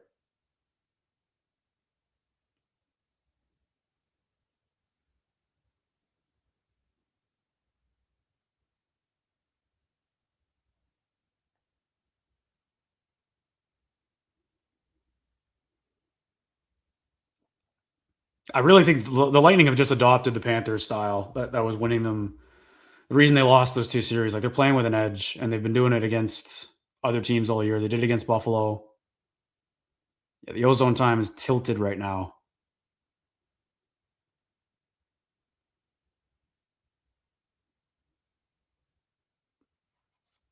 The Lightning are taking it to them.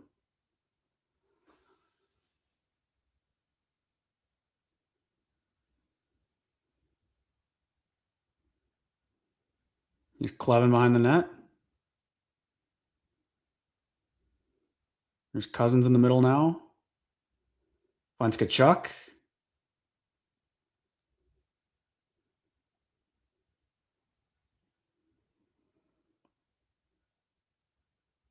Long shift right now for Greg. Oh, they found him. Good rush here. Greg doesn't get it on net.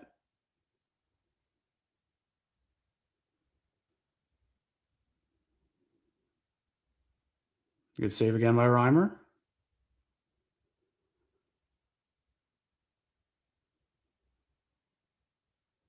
Like this fourth line to get more minutes. They're out there right now. They're giving them a bit more than any other line. I think you got to roll them. Zetterlund on it. Nice play. Up high. Here's Matt and Paolo to Thompson. Oh, almost tipped by Zetterlund. It's a good shift again by the fourth line, setting up the other guys. Here's Giroux. Shoots it. Oh, sneaky shot. Nice save by Vasilevsky. Eller up high. Thompson can't keep it in. That's a long shift for Tampa. Can they keep it going? Giroux into the zone. Batherson whips that high. Oh, it goes out. That was good pressure. All right, got to start turning it on again. They did it against Pittsburgh. They turned it on towards the end of the second period.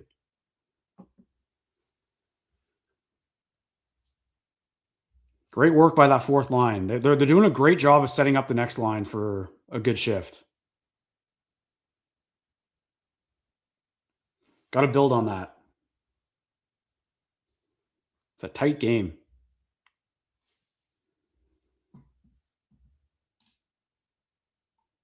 Still 3-2 for the Islanders. God, what a gut punch that is. That sucks.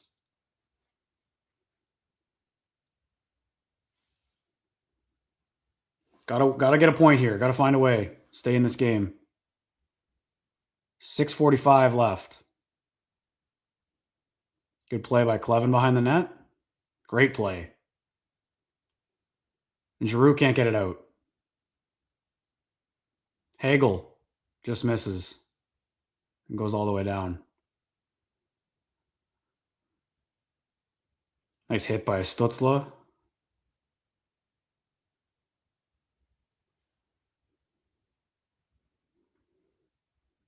Here's Amadio up to Zub. And that puck doesn't come out. Here's Hagel. Just misses. They're playing with it right now, man.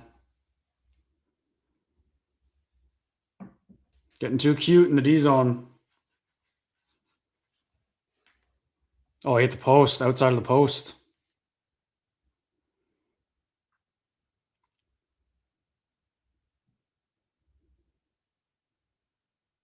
Hagel's been all over it.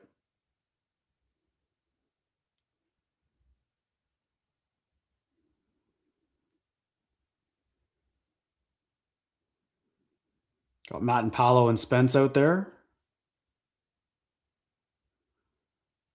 Reimer save. Cousins all over point. Lightning are coming in waves right now. This is ugly.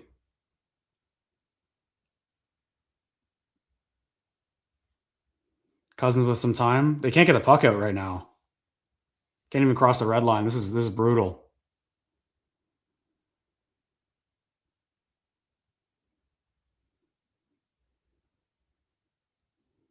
Greg flips it out for Cousins. Gotta get a change. Like, honestly, the only line giving them anything is the fourth line. I think they got to get them out there more. I know they like to roll 4, but here's Pinto.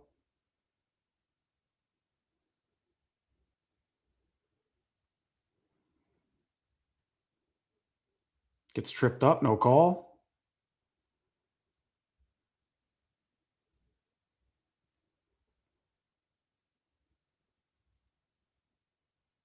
Icing waved off there. I think Yak thought he beat him. Got beat to the puck.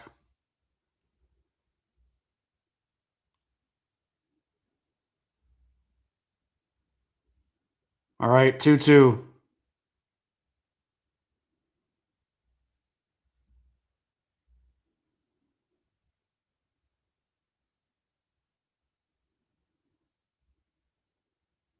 Just looking at Twitter here.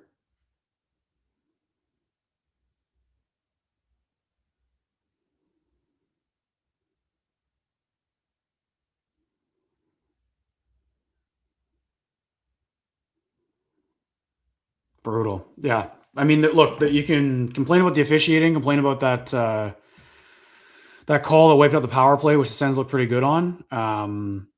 But at 5-on-5, they have been outplayed pretty heavily for most of this game, especially it's 5-2 Islanders right now. Are you kidding me? No. All right, that one's wraps. Come on, Florida. Come on.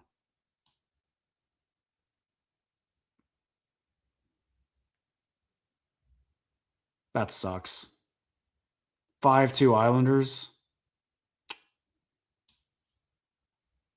Tough. 5 unanswered goals for the Islanders. What a bad beat, man. That's brutal. We were sitting here 2-0 for the Sens, 2-0 for the Panthers an hour ago, and now it's the complete flip. Wow.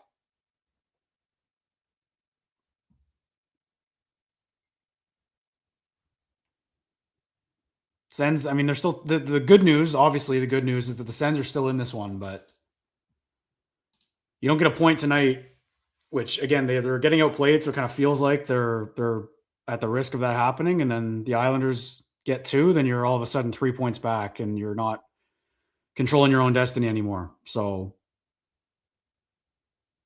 got to find a way to battle here. They've created no offense in the second period other than that power play. There's been nothing. Just totally outplayed right now.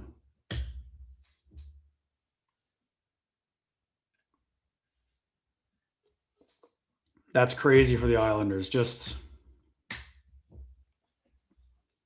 5 unanswered goals on the Panthers. Maybe that's a good sign for Tuesday. Like maybe the Sens on Tuesday can take advantage, but can't get there yet without a point here or points.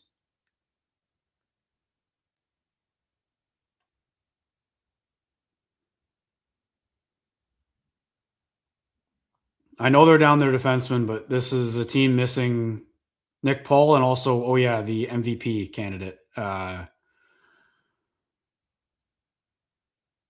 So I'm a little disappointed in what I'm seeing in the second period here. Clevin, nice play. I think Clevin's having a great game though so far. Need something from the forwards. They're having a really tough time getting the puck out. Really struggling. And again, the only one giving them a shift is the fourth line, and they're not really using them enough. I'd like to see them get more minutes. They're setting up every line for success the next shift. You can see Green. Tell him to get going.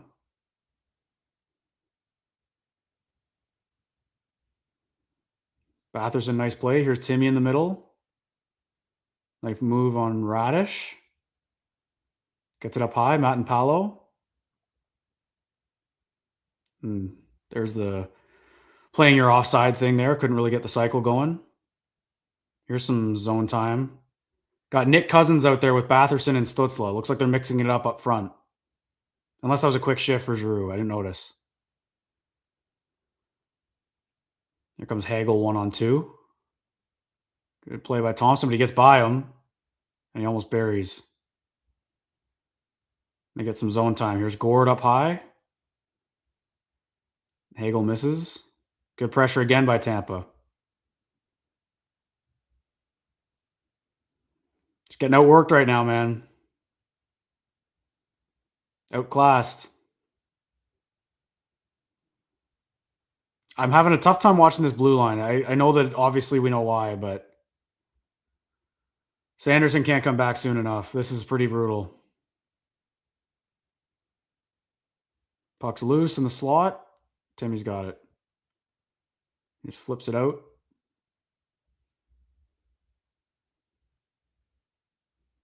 But back comes Tampa. 2.5 minutes left in the second.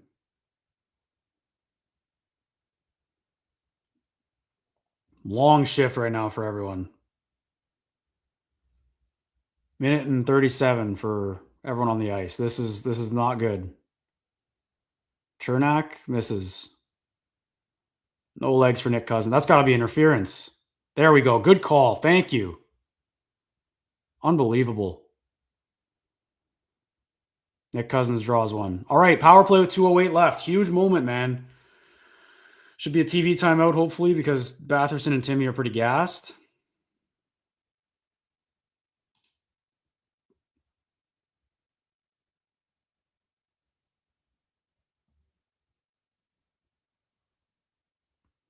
I think they're saying Nick Cousins went down a little easy there. Tampa's unhappy. But they've been setting picks all night. Like, if it takes going down easy to get a call, then let's do it.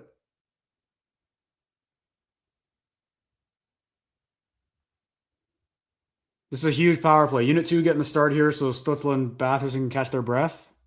Let's see if Tampa tries to scrum again and mix it up and somehow not get the extra penalty. Giroux on the face-off. Cirelli just cheats and they don't kick him out. And he wins it. Why is he not kicked out of that face-off? Why doesn't he get kicked out for biting like that? Puck goes down. Here comes Giroux. Tries to dump it in. Doesn't get it deep, but he walks around McDonough. Where is it? Spence has it at the blue line. Nice play. Giroux and Fogle are on it now. There's Zetterlund. Nice. Pinto's got possession.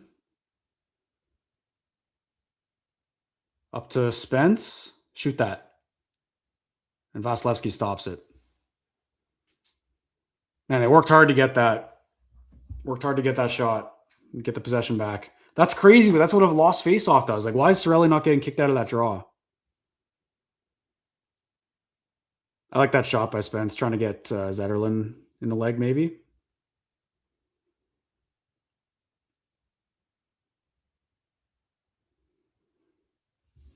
Top unit should be out there now. Minute 16. Minute 24 in the period. So basically, even. I think Giroux shaking his head about that face-off. Brady wins it. Nice. Yakimchuk to Timmy, back to Yak. Batherson in the corner, and he just fed it right to the Tampa guy. That was a bad pass. I don't know what he was doing. And it goes all the way down the ice.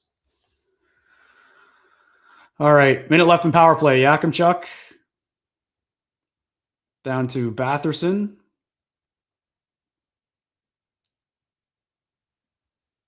And they don't get possession. Battling for it, though.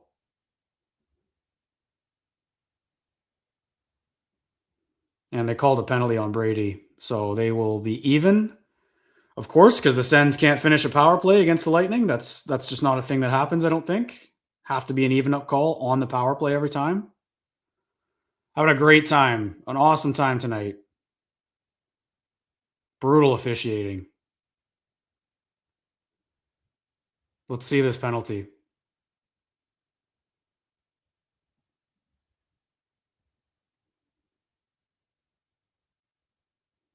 for cross-checking. Let's see this. In a battle in the corner, let's see the cross-check.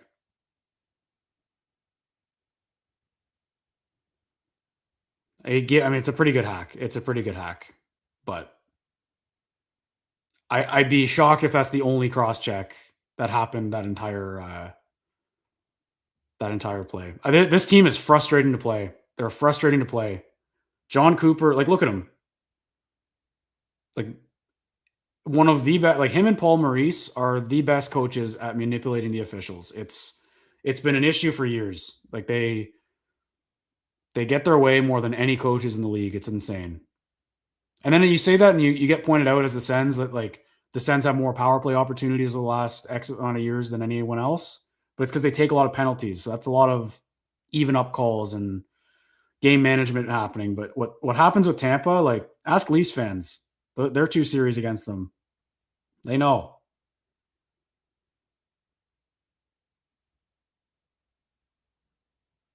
"15 seconds left. Here's Tampa with some pressure. 10 seconds.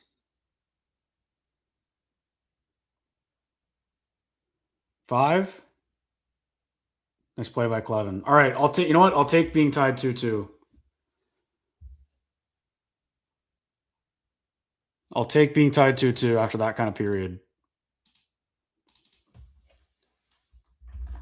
It's ridiculous they're not able to finish a power play. Not that they were humming on that one, but that first one still stings. Still stings. We will take up 2. We'll take 2-2. Is it even worth looking at the Islanders game anymore? It's still 5-2. It's disappointing from the Panthers. Come on, man. All right.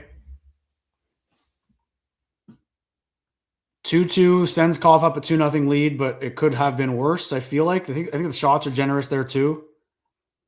I guess they end up doing a good job preventing the shots. I'll go through the stats here. Yeah, 11-7 on the shot clock there in the second period for the Lightning. And through 2 periods here, shots are 19-18 for the Bolts. Faceoffs are 55.8% for Ottawa. 0 for 2 on the power play, but again, they didn't finish both power plays. Lightning are 0 for 3 right now. Sens have 10 penalty minutes to the Lightning 6. Hits are pretty even as well. Lightning have 1 more hit. Pretty physical game, both sides. Sens have 22 blocks. That's what it is. They're blocking a lot of shots tonight. 22 blocks to 6. That's the difference in the puck possession. Giveaways are actually pretty equal. Sens have a few more takeaways. So they're doing a good job defending the house. Like, it's hard to score on this team. I thought Reimer, again, like, considering how much they're blocking shots and getting outshot that much, obviously helps. It's tough when you got to play Tampa and the refs, man. It's tough when you got to play the Lightning and the refs, and that is not a new thing around the league. Every time you go in there. Brutal. But they do need to push at 5-on-5. Like, it's one thing to complain about that call, wiping out a pretty dangerous power play earlier in the second, but at 5-on-5, I don't know if they had any good chances. So, like, I don't think they had a shot on goal at 5-on-5. I could be completely wrong, but pretty disappointing period from the Sens.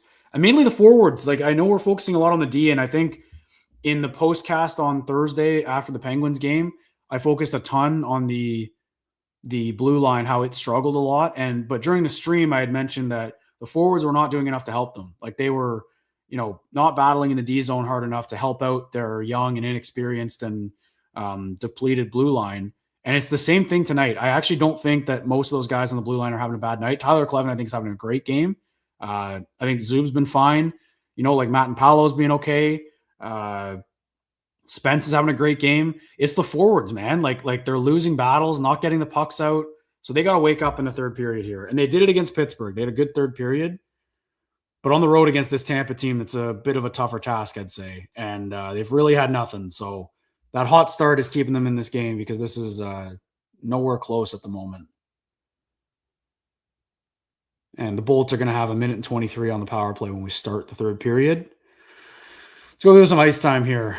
Need a bit more from Stützle. Like it's not like he's floating out there. Like I can see him trying, but man, he just needs more on his wings. He needs more from Batherson and Giroux, and I think that's what they did. They moved Cousins up there when he drew the penalty after that long shift. They just need more. They need more of their guys. Dylan Cousins with just 8:56 of ice time. He's not playing well. I know he has the goal, but and there he's getting the interview. He needs to be better.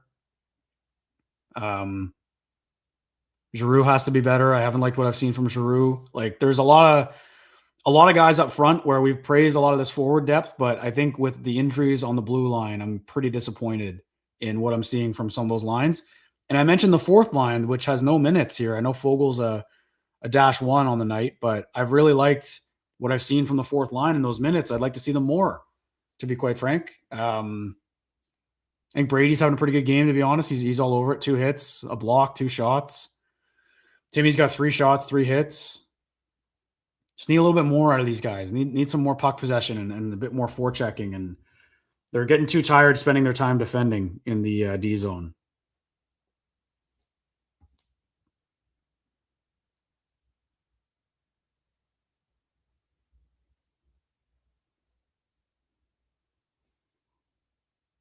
That was a dominant period by the Lightning. Breaking down the first goal against here. Yeah, Reimer was just swimming there. I don't know what he was doing. That was a bad goal on Reimer, in my opinion. Who I think did settle in, like I said, but still need some more out of him. Gonna need a good period out of him.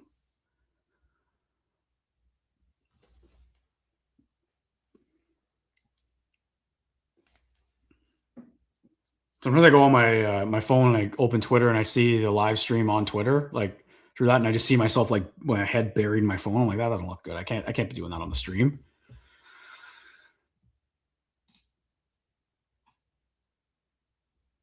The D do need to be able to break the puck out better. I agree with that.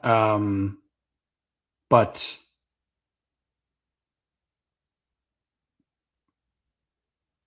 the Sens can't be -370. That's got to be a mistake. The FanDuel odds they've got on the screen right now, it's got to be Tampa, no? Yeah, tie game like that, this is definitely a typo. Let's see. Yeah, but I agree. The D have to be better at breaking out the puck. I'm just saying in the context of what we know, like this is a very depleted blue line. Like we said, they have 5 righties out there. They have 1 lefty. Like Cleven's played a ton. I'll go through the minutes here in a sec, but yeah, Lightning -150. That was just a typo.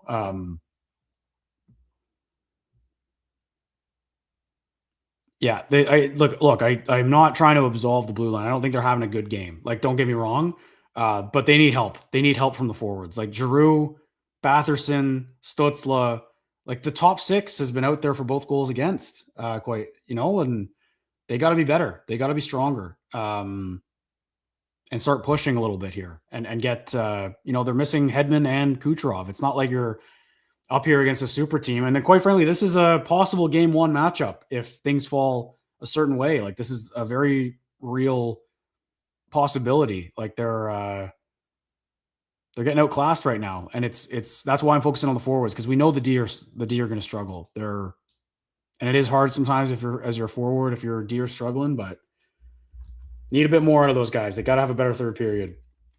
Starts with a big kill.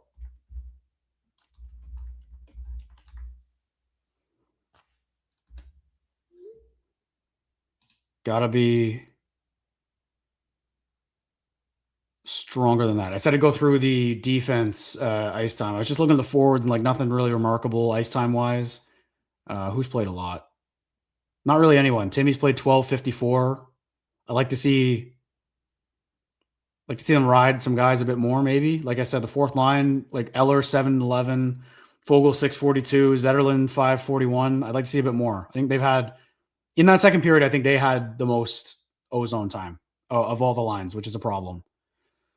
All right, let's go on defense. We got Cleven at 17:56, Zub at 17:11. That's high for Zub. Zub has not quite played that upper echelon of minutes. Spence down at 12:48, so they're playing Zub a lot more than Spence right now. I think Cleven and Zub are just out there a lot. They have 20 shifts, 21 shifts. Matt and Powell 1343, Thompson at 822, and Yakimchuk at 806. So that's something I wanted to keep an eye on, and that's with power play time for Yakimchuk. So they're using Thompson a lot more. And quite frankly, I think it's warranted. I don't think Yakimchuk's playing well at all tonight to be that guy. I'll be the first to admit it. I'm his cheerleader, but I also got to admit it when I don't think he's playing well, and I don't think he's playing well tonight or this afternoon. But yeah, big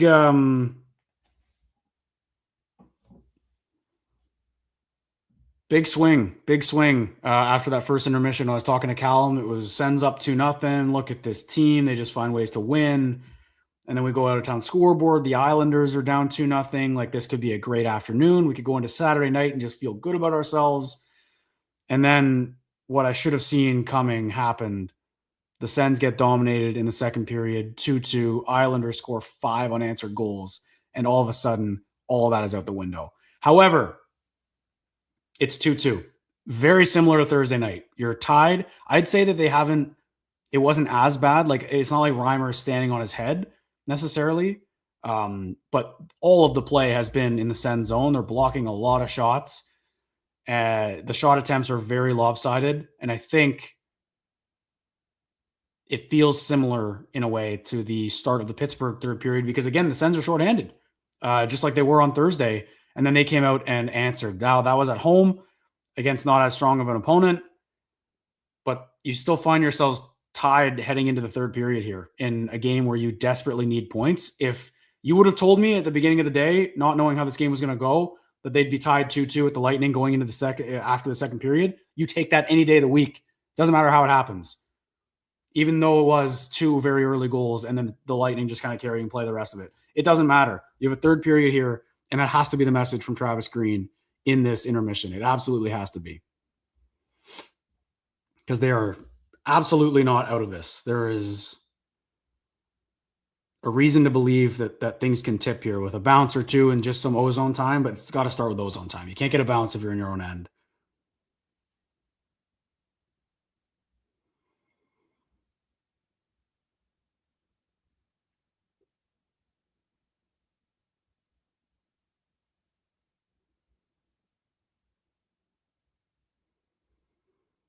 The boots on the ground record is on the line. They are 19-2-1, the boys, when they're in Tampa. I wonder what the vibe is like in that building. I'm pumped to talk to them in the postcast.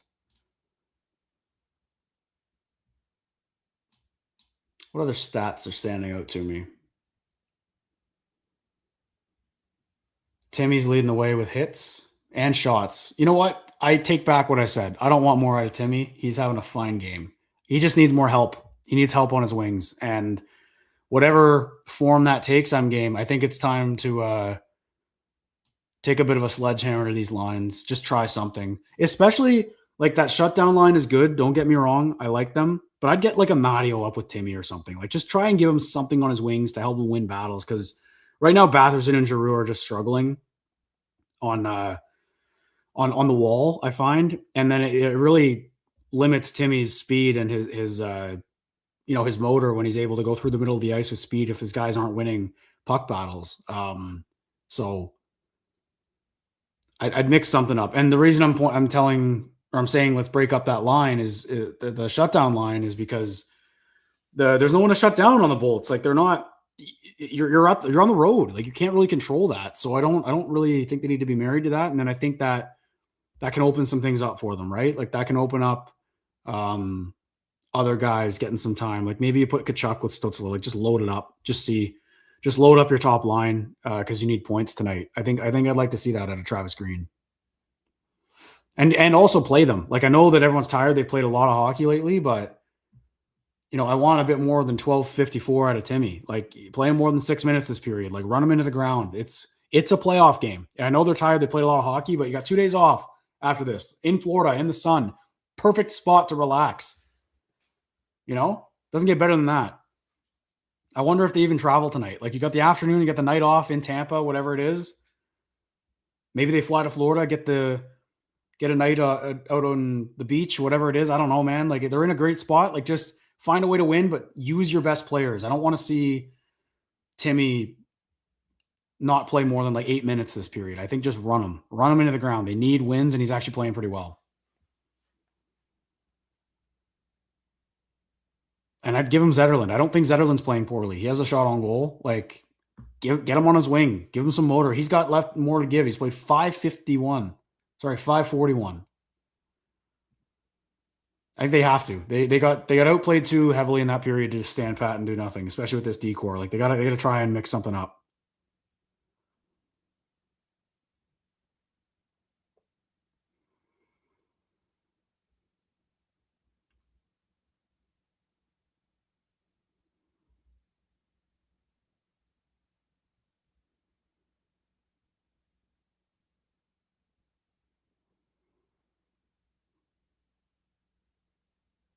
What do we think in the chat? What line combos do you want to see? Someone give me a line for Stutzla that we like.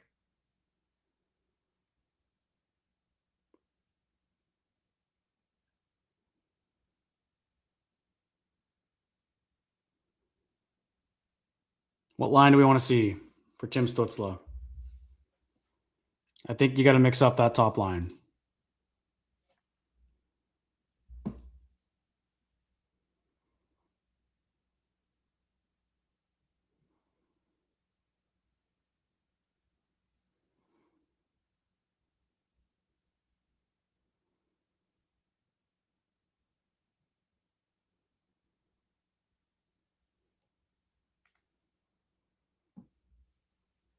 All right, let's see. Try to go to the top here.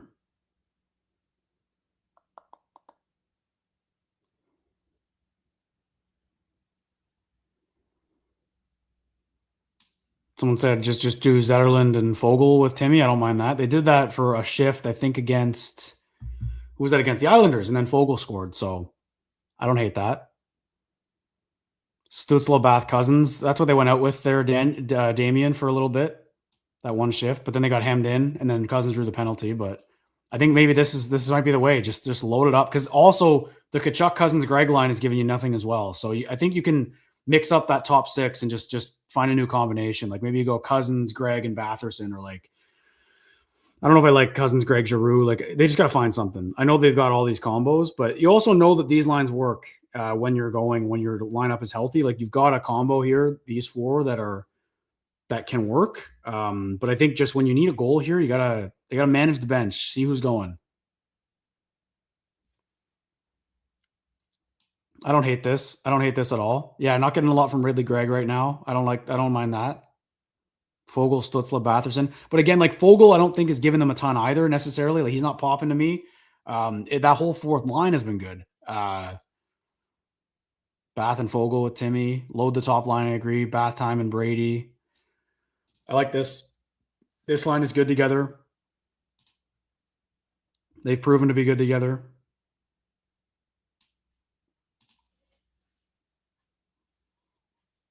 Let's see.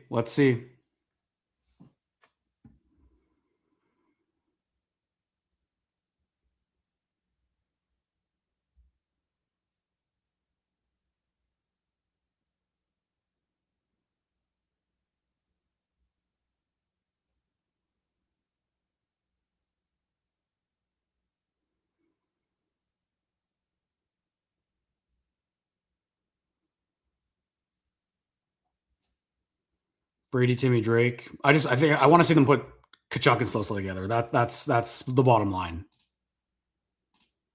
I think that's what they have to do.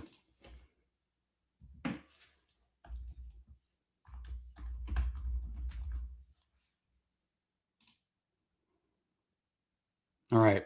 Almost set for the third period here. Reminder, postcast will be live right here on YouTube. I will be starting it, and I think starting the host. We're going to get the boys in here on their phones afterwards. I'm hoping it's nice weather in Tampa. It probably is.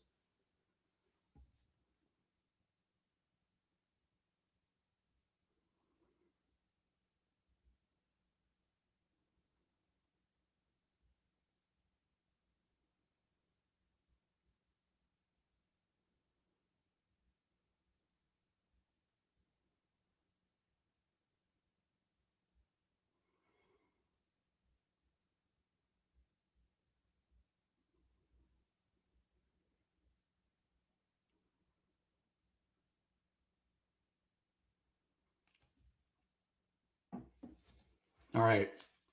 Sens on the PK to start this period. I don't even need to keep the out-of-town scoreboard open anymore. So disappointing. 5-2. Come on, man. All right. Puck is down. Third period beginning. Huge third period for the Ottawa Senators here. Minute 20 on the PK. To start it off. 2-2. Shots are 19-19. Sens got credit for another one, it looks like.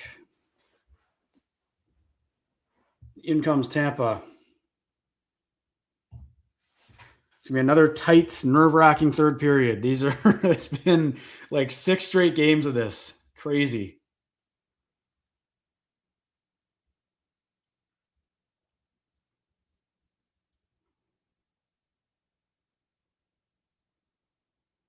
Bjorkstrand brings it in.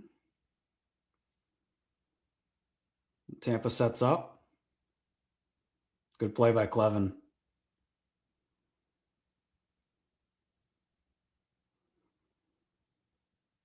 Good play by Timmy. And Clevin doesn't get it down. Uh-oh. Well, that was a close one.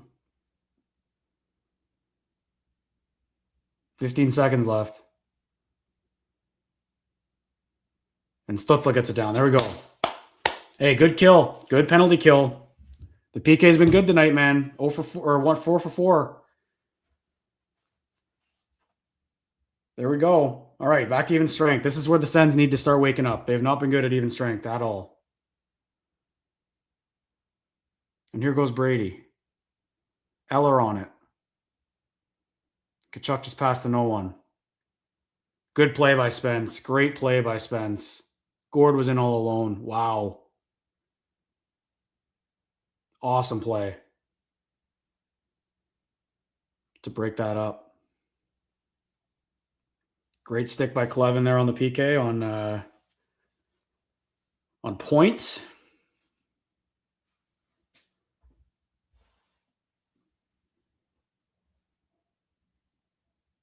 Kachuk is getting a new skate, it looks like, or new laces or something.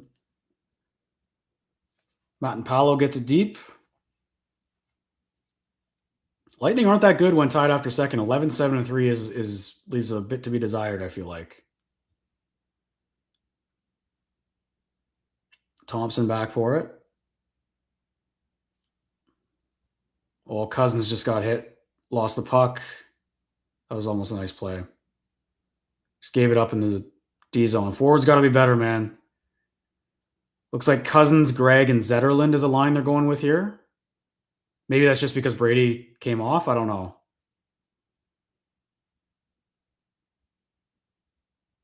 But once again, not really doing much at 5-on-5 so far.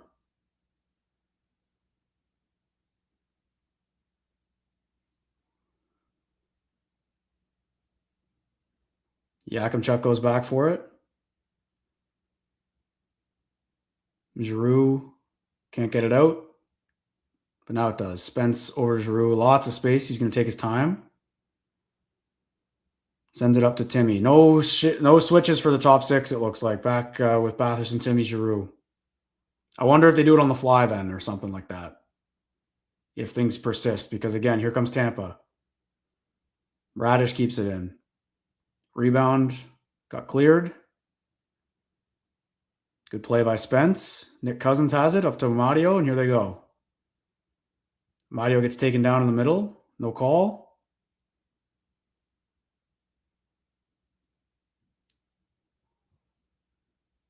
Strong play by Zub on the boards. Here comes Nick Cousins. He's on it in the offensive zone. Pinto's got it.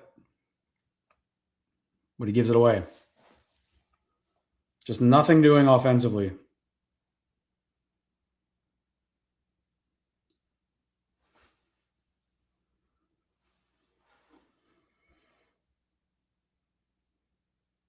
They're not doing what they're best at. Like, their forecheck is just non-existent right now.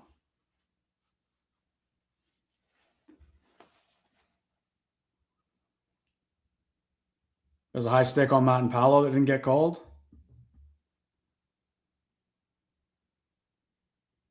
Yeah, I mean, that's an easy call. That's a missed one again. Not surprised, though. Not surprised. I'm going to stop calling it out. It's just lopsided officiating. It's all good.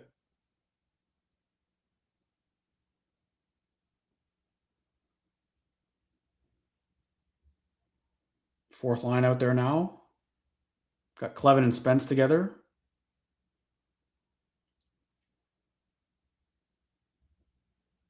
Eller. He gets it out. Here we go. 2-on-2. Zetterlund on the wall. Sends the net. It's loose. That rebound was there, man. Clevin to Spence. Shoots. That hit a body. Eller does great work in front. That best pressure, again, comes from the fourth line. They got to be out there more. Foegele behind the net. Battling with Eller. Zetterlund goes for a change. Spence over to Clevin. Lots of room. Shoots. Rebound in the slot. Can't get it. Here's Clevin. Good pressure here. Tyler Clevin dancing around a little bit. Over to Zub. Lots of room. Oh, he just missed high. That comes out. Good shift. Got to follow it up. Zub comes in again. 3-on-2. Here we go. Down to Tkachuk. Behind the net. Out in the slot. Cousins whiffed on it.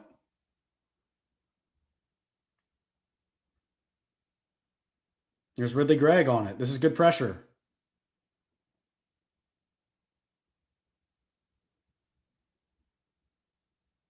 Cousins, good forecheck. Finds Gregg in the slot on his backhand. Can't get anything. Now Zub's got to get back. Good play by Zub. Nice patience. Sends it up to Brady. And he flips it in for Timmy, and here goes Stützle.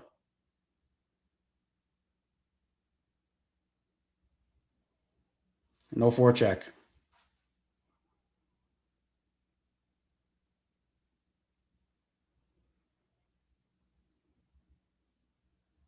Matt and Paolo in the corner. Batherson gets it over to Thompson.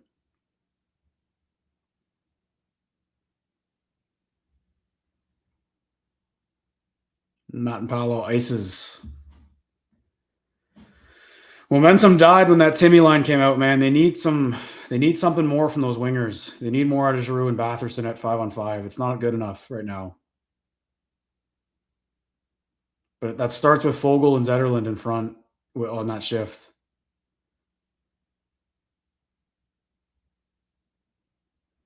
Vasilevsky looks shaky, I think, overall, all game he has. The Sens won that draw.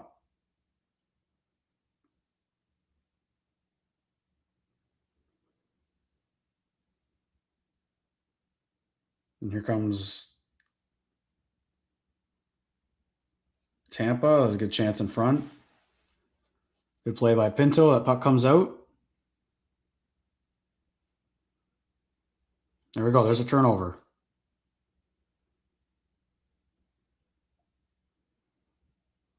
Mario gets it deep. Pinto knocks it down. Nice play.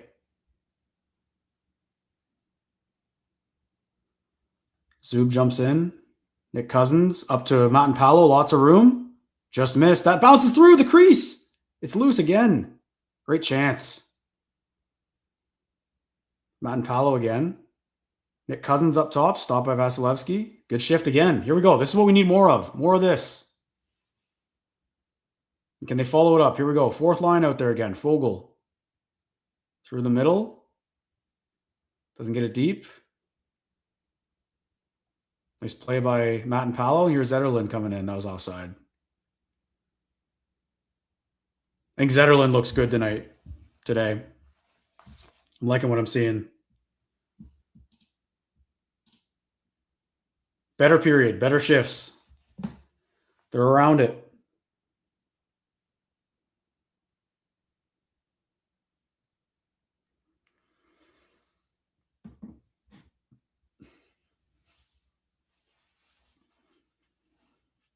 Nerve-wracking, man, but they're around it. That was like Vasilevsky looks shaky. He's not tracking it well. I think they can get a bounce on him.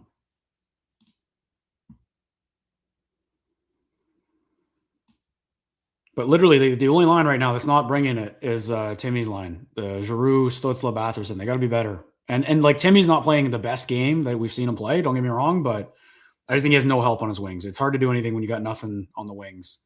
Watch like Amadio and Cousins and Greg to an extent and Kachuk and Fogle and Zetterlund. Like the other wingers on the lines are doing a lot more to help their centerman out than Stützle's getting from Giroux and Batherson right now. Need a bit more out of that line.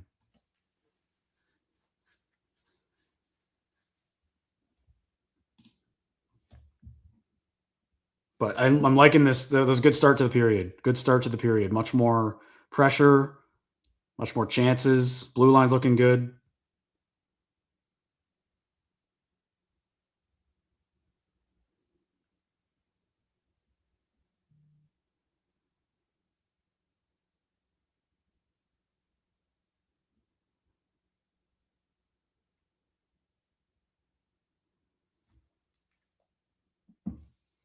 Back after the commercial.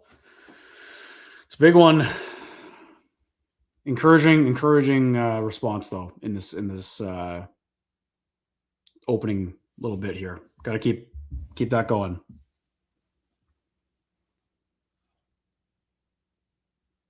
I'm liking what Eller, Fogle, and Zetterlund are giving them. I think you got to get them out there more often. Minutes are too low through 20 minutes or 40 minutes. How good they were. And it's happening again in this period. I think Zetterlund's looking really good. Got the Cousins line out there. Don't drop the puck.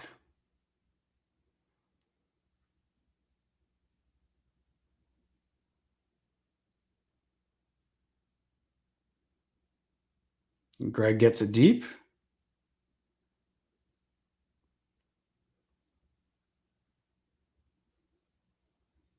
And Tampa comes the other way. Brady got taken down in the middle of the ice.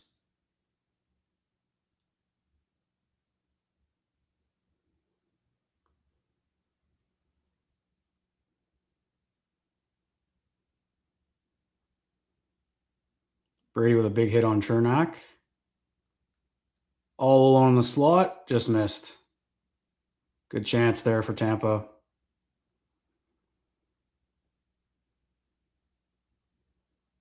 Running around there on that shift a little bit.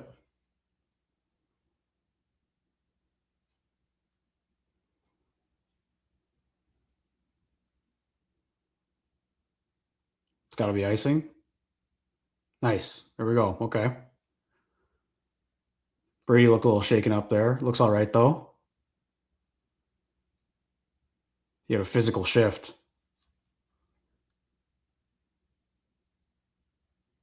I don't know how that's not a penalty on Holmberg, but all right.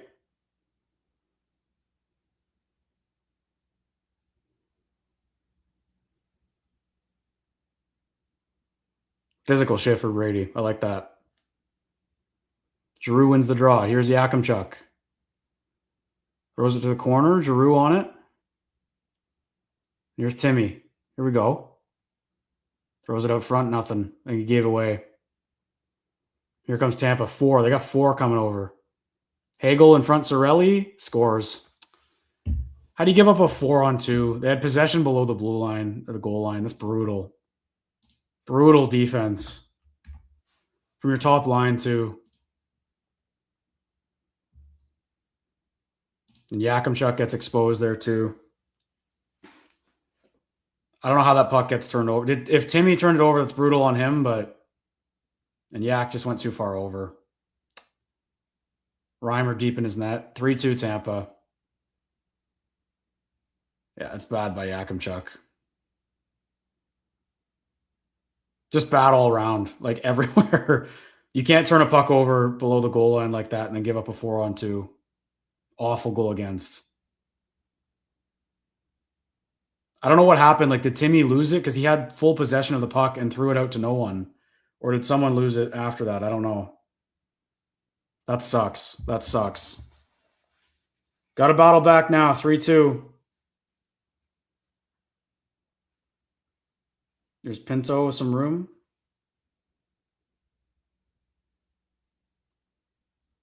That is a dagger of a goal against. What happened on that play? Show us the turnover. They had full possession. like everything about that goal is ugly. Zub's play was weak. Yakimchuk's play was weak. Reimer was weak in net, and they turned it over to start that. Awful goal against.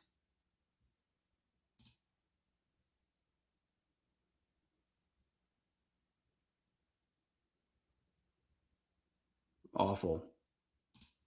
And it was that line. It was Stützle, Batherson, Giroux. Like, just they didn't have enough to get back. They were all caught deep.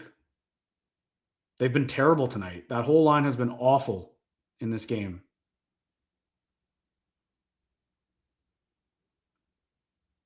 Reimer looking behind him. What a gut punch, man. Gut punch. Needs something.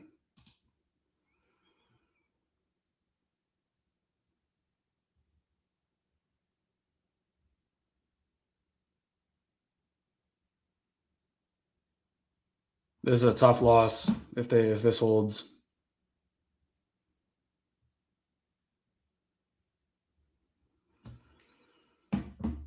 Just no reason for that, like that kind of a rush to develop on a turnover like that. A 4-on-2, man. And I know that, like, it's a layered thing. Like, you got to start with the turnover behind the net in the offensive zone. Like, Timmy's got to be better than that, or whoever's got to get that pass. I wish they could show that again, because I don't know what happened. And then the lack of back check because you're caught deep. Like, Giroux and Batherson had nothing to get back. Timmy was too low. And then Zub makes a weak play on the wall, doesn't make a play on the puck. And then Yakimchuk does the same thing. And then Reimer doesn't bail the team out. It's a pick your poison type of bad play. Here's Brady behind the D. Gets a good shot away. No penalty, though.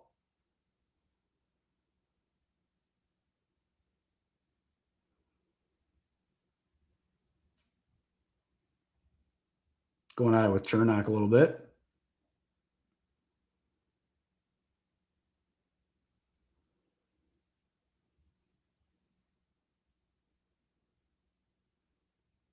Seen a lot of that from Brady today.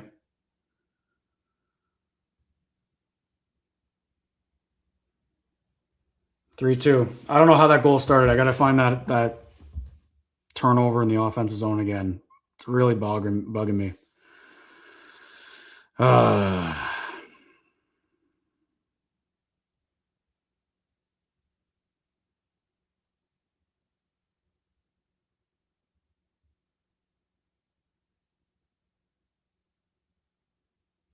I miss Jake Sanderson. I miss Jake Sanderson a lot.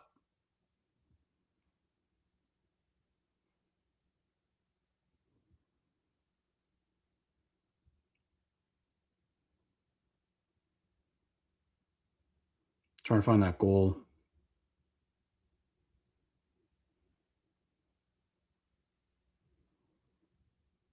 Can't find it. Anyway, doesn't matter. I mean, they were just having some good.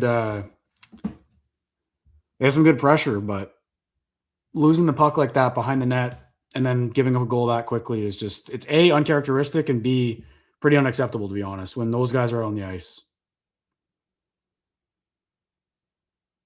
And that highlight too is going to, again, look bad on Yakimchuk, and he played it poorly, but so did Zub, so did the whole team, and Reimer just gave them nothing. That was a pretty weak goal against, all things considered. He was on his goal line on a 4-on-2.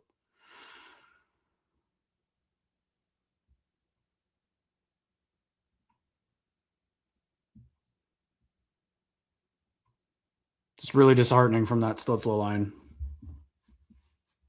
I really don't know if it was Timmy who gave it away, but let's say it was. It's still bad from your best player because he had full possession behind the net. It was a nice move by Brady here.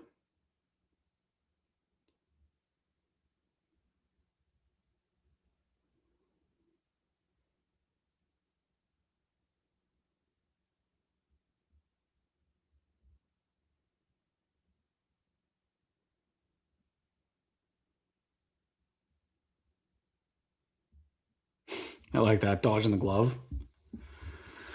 Green's got to push the right buttons here. Down 1 goal, under 10 to go.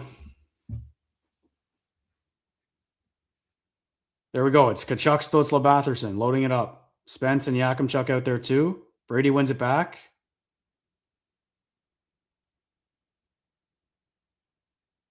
Here's Batherson. Nice move. Puck's loose in the slot.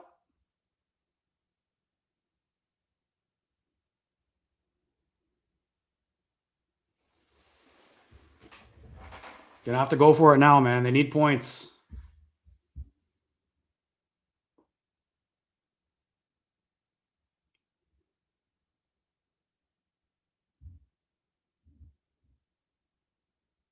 Icing on Tampa.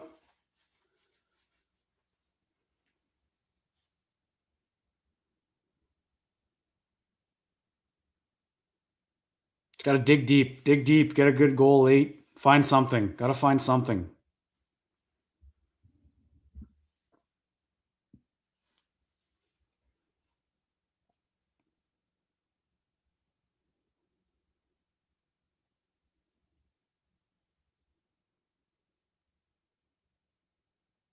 There's Vogel. Nice save by Vasilevsky. It's a good shot, though, on a face-off win.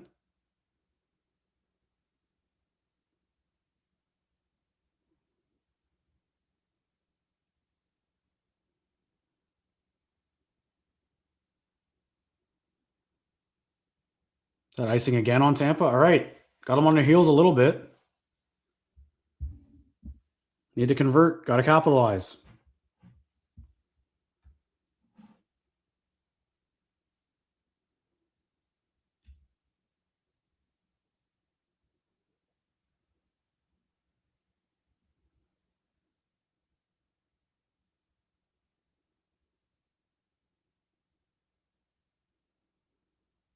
Brady on the face-off again. Loses this one. Spence keeps it in. Nice play. Batherson doesn't get it. Here's Hagel coming in. Stopped by Reimer. All right, here we go. This is them loading up. Yakimchuk, Spence, Stutzla, and Yak just missed Timmy with an easy pass. That's brutal. Bad game for Yakimchuk. Bad game so far. Getting kind of exposed.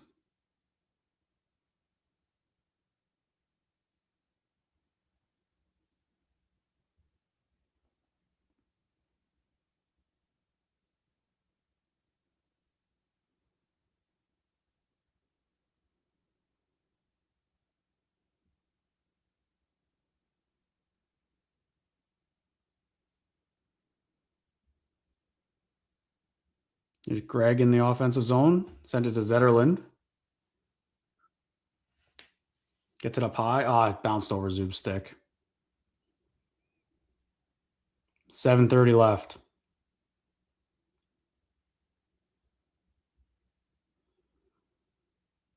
Here goes Pinto. Got Pinto, Zetterlund, and someone out there right now. And Fogel.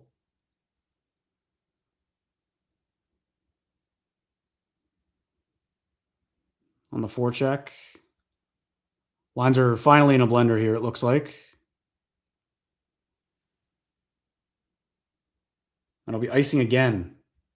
That's 3 icing on Tampa, man. They're pushing a bit. This is good. Got to keep doing it. Keep it up. Just not really getting anything dangerous created, though.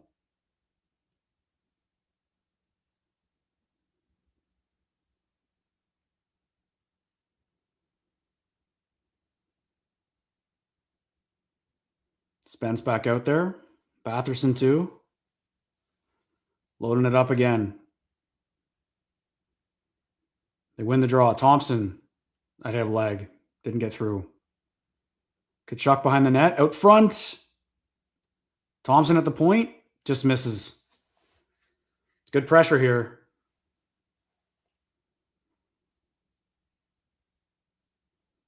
Lightning are a bit in survival mode here a little bit. He's got to hit the net. Thompson had 2 good looks there.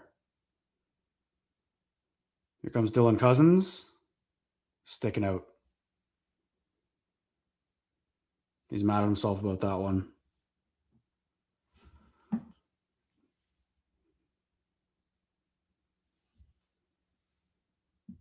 They need a point here, man. Islanders are walking to a win. Got to find a way.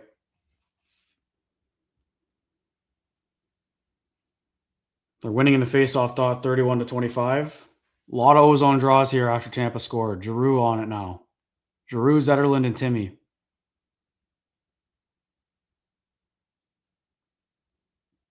Giroux wins it. Yakimchuk down to Stutzla. Keeps it in.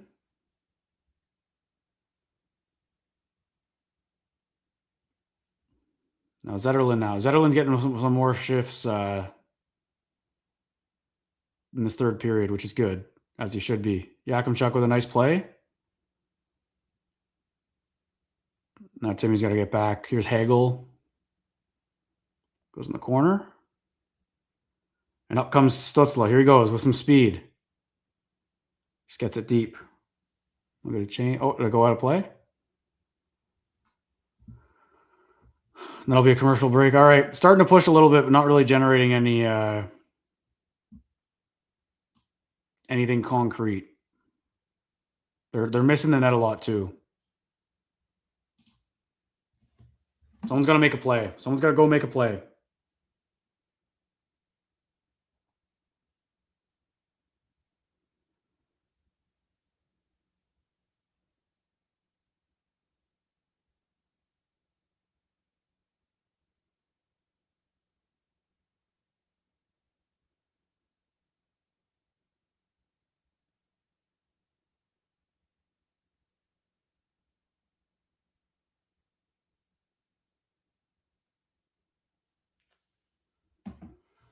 Got to find something. I don't know. I like this would feel like a miracle if they tie this. I got to be honest. I know they're pushing a little bit, but not really getting any looks. I don't think Vasilevsky's had to make a save in these last few minutes. Tampa's locking it down pretty well.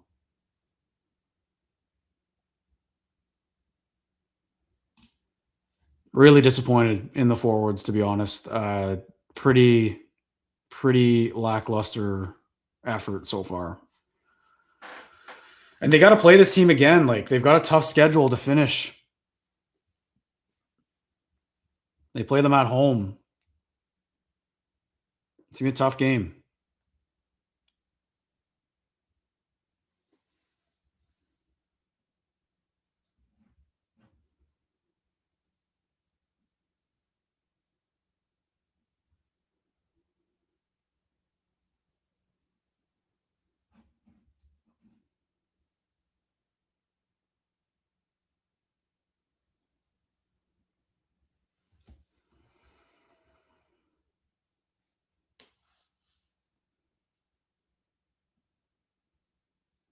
Injuries are catching up to them, but they're still right there in this game. They are right there. Had a really good start, and it has been mostly Lightning since, but they're going all out here to get this goal. Under 6 minutes to go. Here we go. Spence. Vasilevsky stops that one. It's a good shot.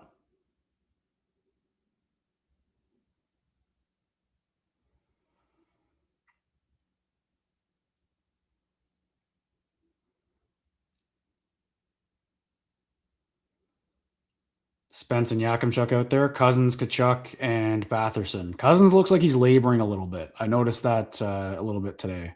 He just did on that face-off again.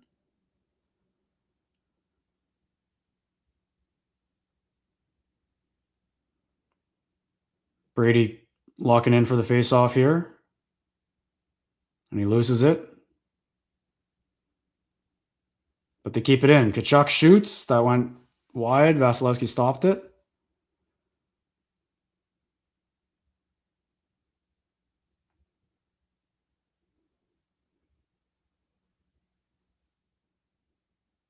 Yakimchuk battling now.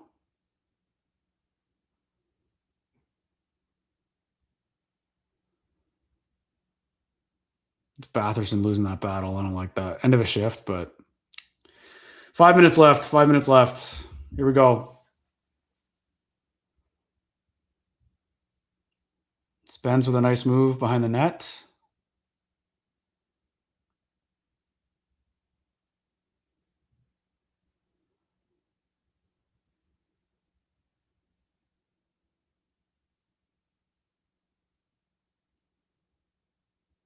Radish sends it down low.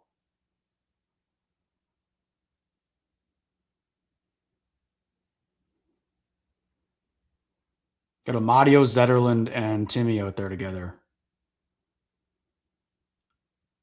Amadio gets it deep, and he goes after it.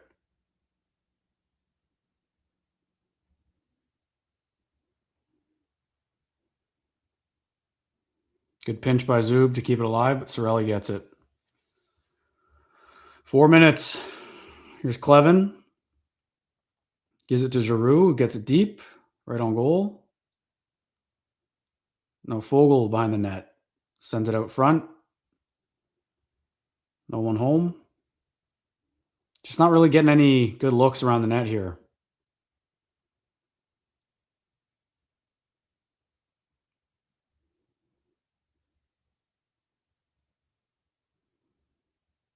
Battling in the corner.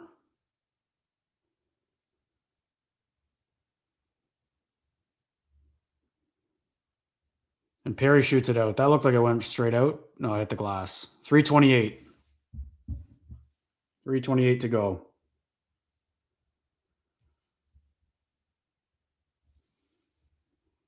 They're battling hard, man. They're pushing. They're fighting, but they got to get desperate here. Brady Batherson back out.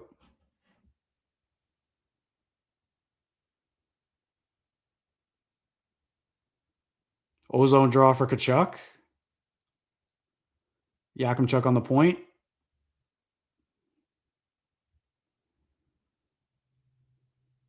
Lightning win it, take it out.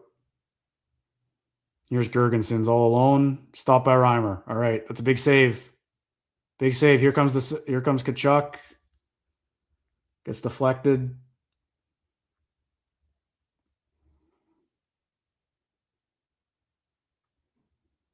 Spence down the middle. 3 minutes to go. Got to start thinking about pulling Reimer here soon.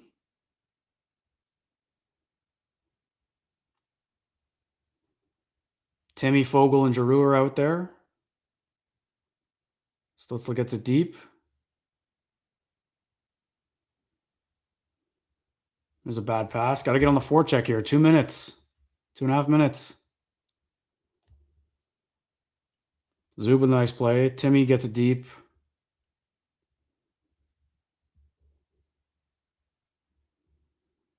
Clevin does a good job. Sends it right back in.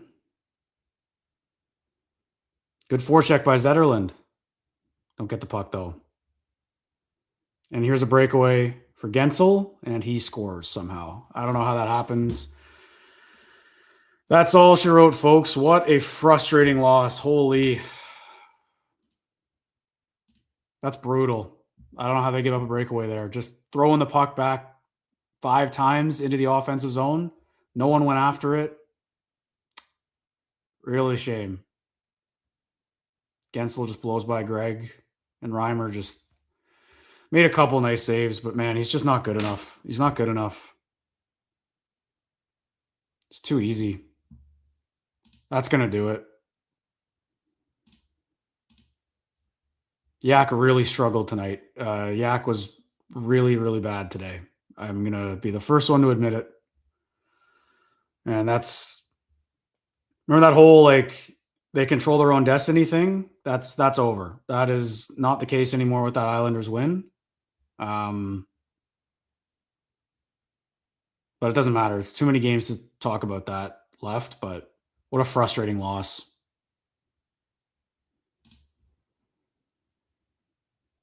Like, obviously in the big picture that all the nights haven't been like this, but like I'm really disappointed in the effort from some guys today. And I know that they've been playing so much hockey, but some of the forwards just had really bad days. It's tough. And like they're playing a good team. Like, I'm not trying to say like they should be winning this game, because this is a hard game, man, but really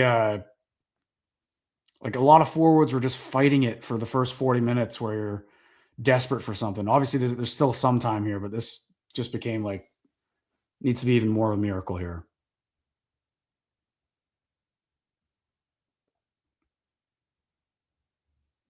Got a minute 46 with a 2-goal lead.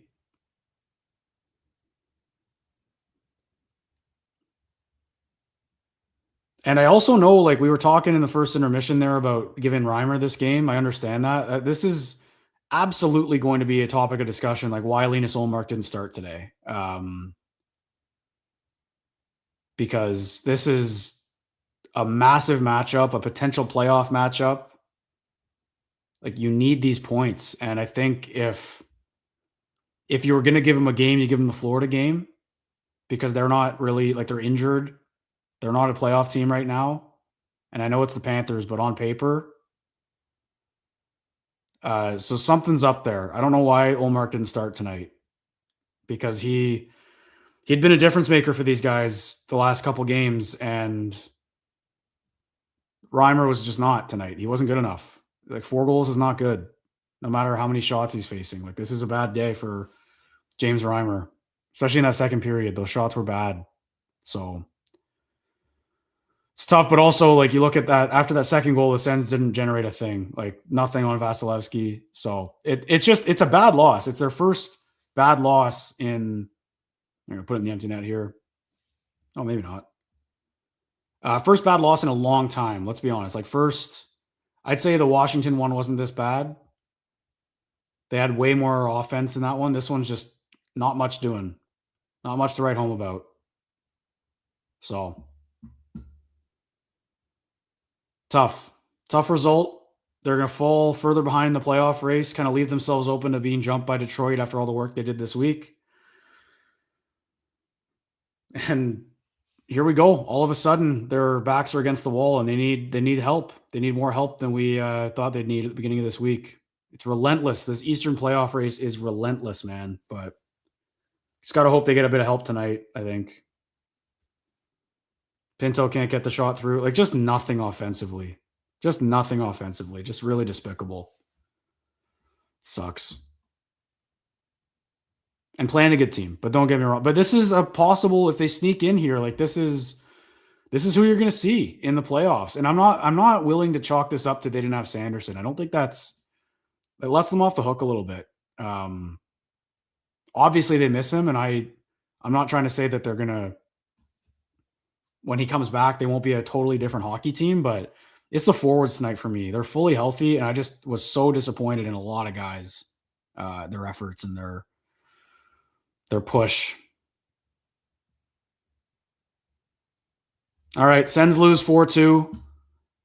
Postcast will be happening soon. We'll get boots on the ground from the fellas who had to witness that, unfortunately. Feel bad for them. And yeah, folks, that's a tough loss for the Ottawa Senators. Was looking great in the first period. If you listen to that first period and me talk to Callum in the first intermission, you'd think this was a cakewalk. But Tampa woke up. That's a legit Stanley Cup contender right there in the Tampa Bay Lightning. Without their MVP, they just walked all over this team. Just did it. And yeah, there's comments here about Stützle's giveaway for that 3-2 goal, and they're absolutely right. We'll talk more on the postcast. Stay tuned, folks. Don't go anywhere. We'll be live shortly.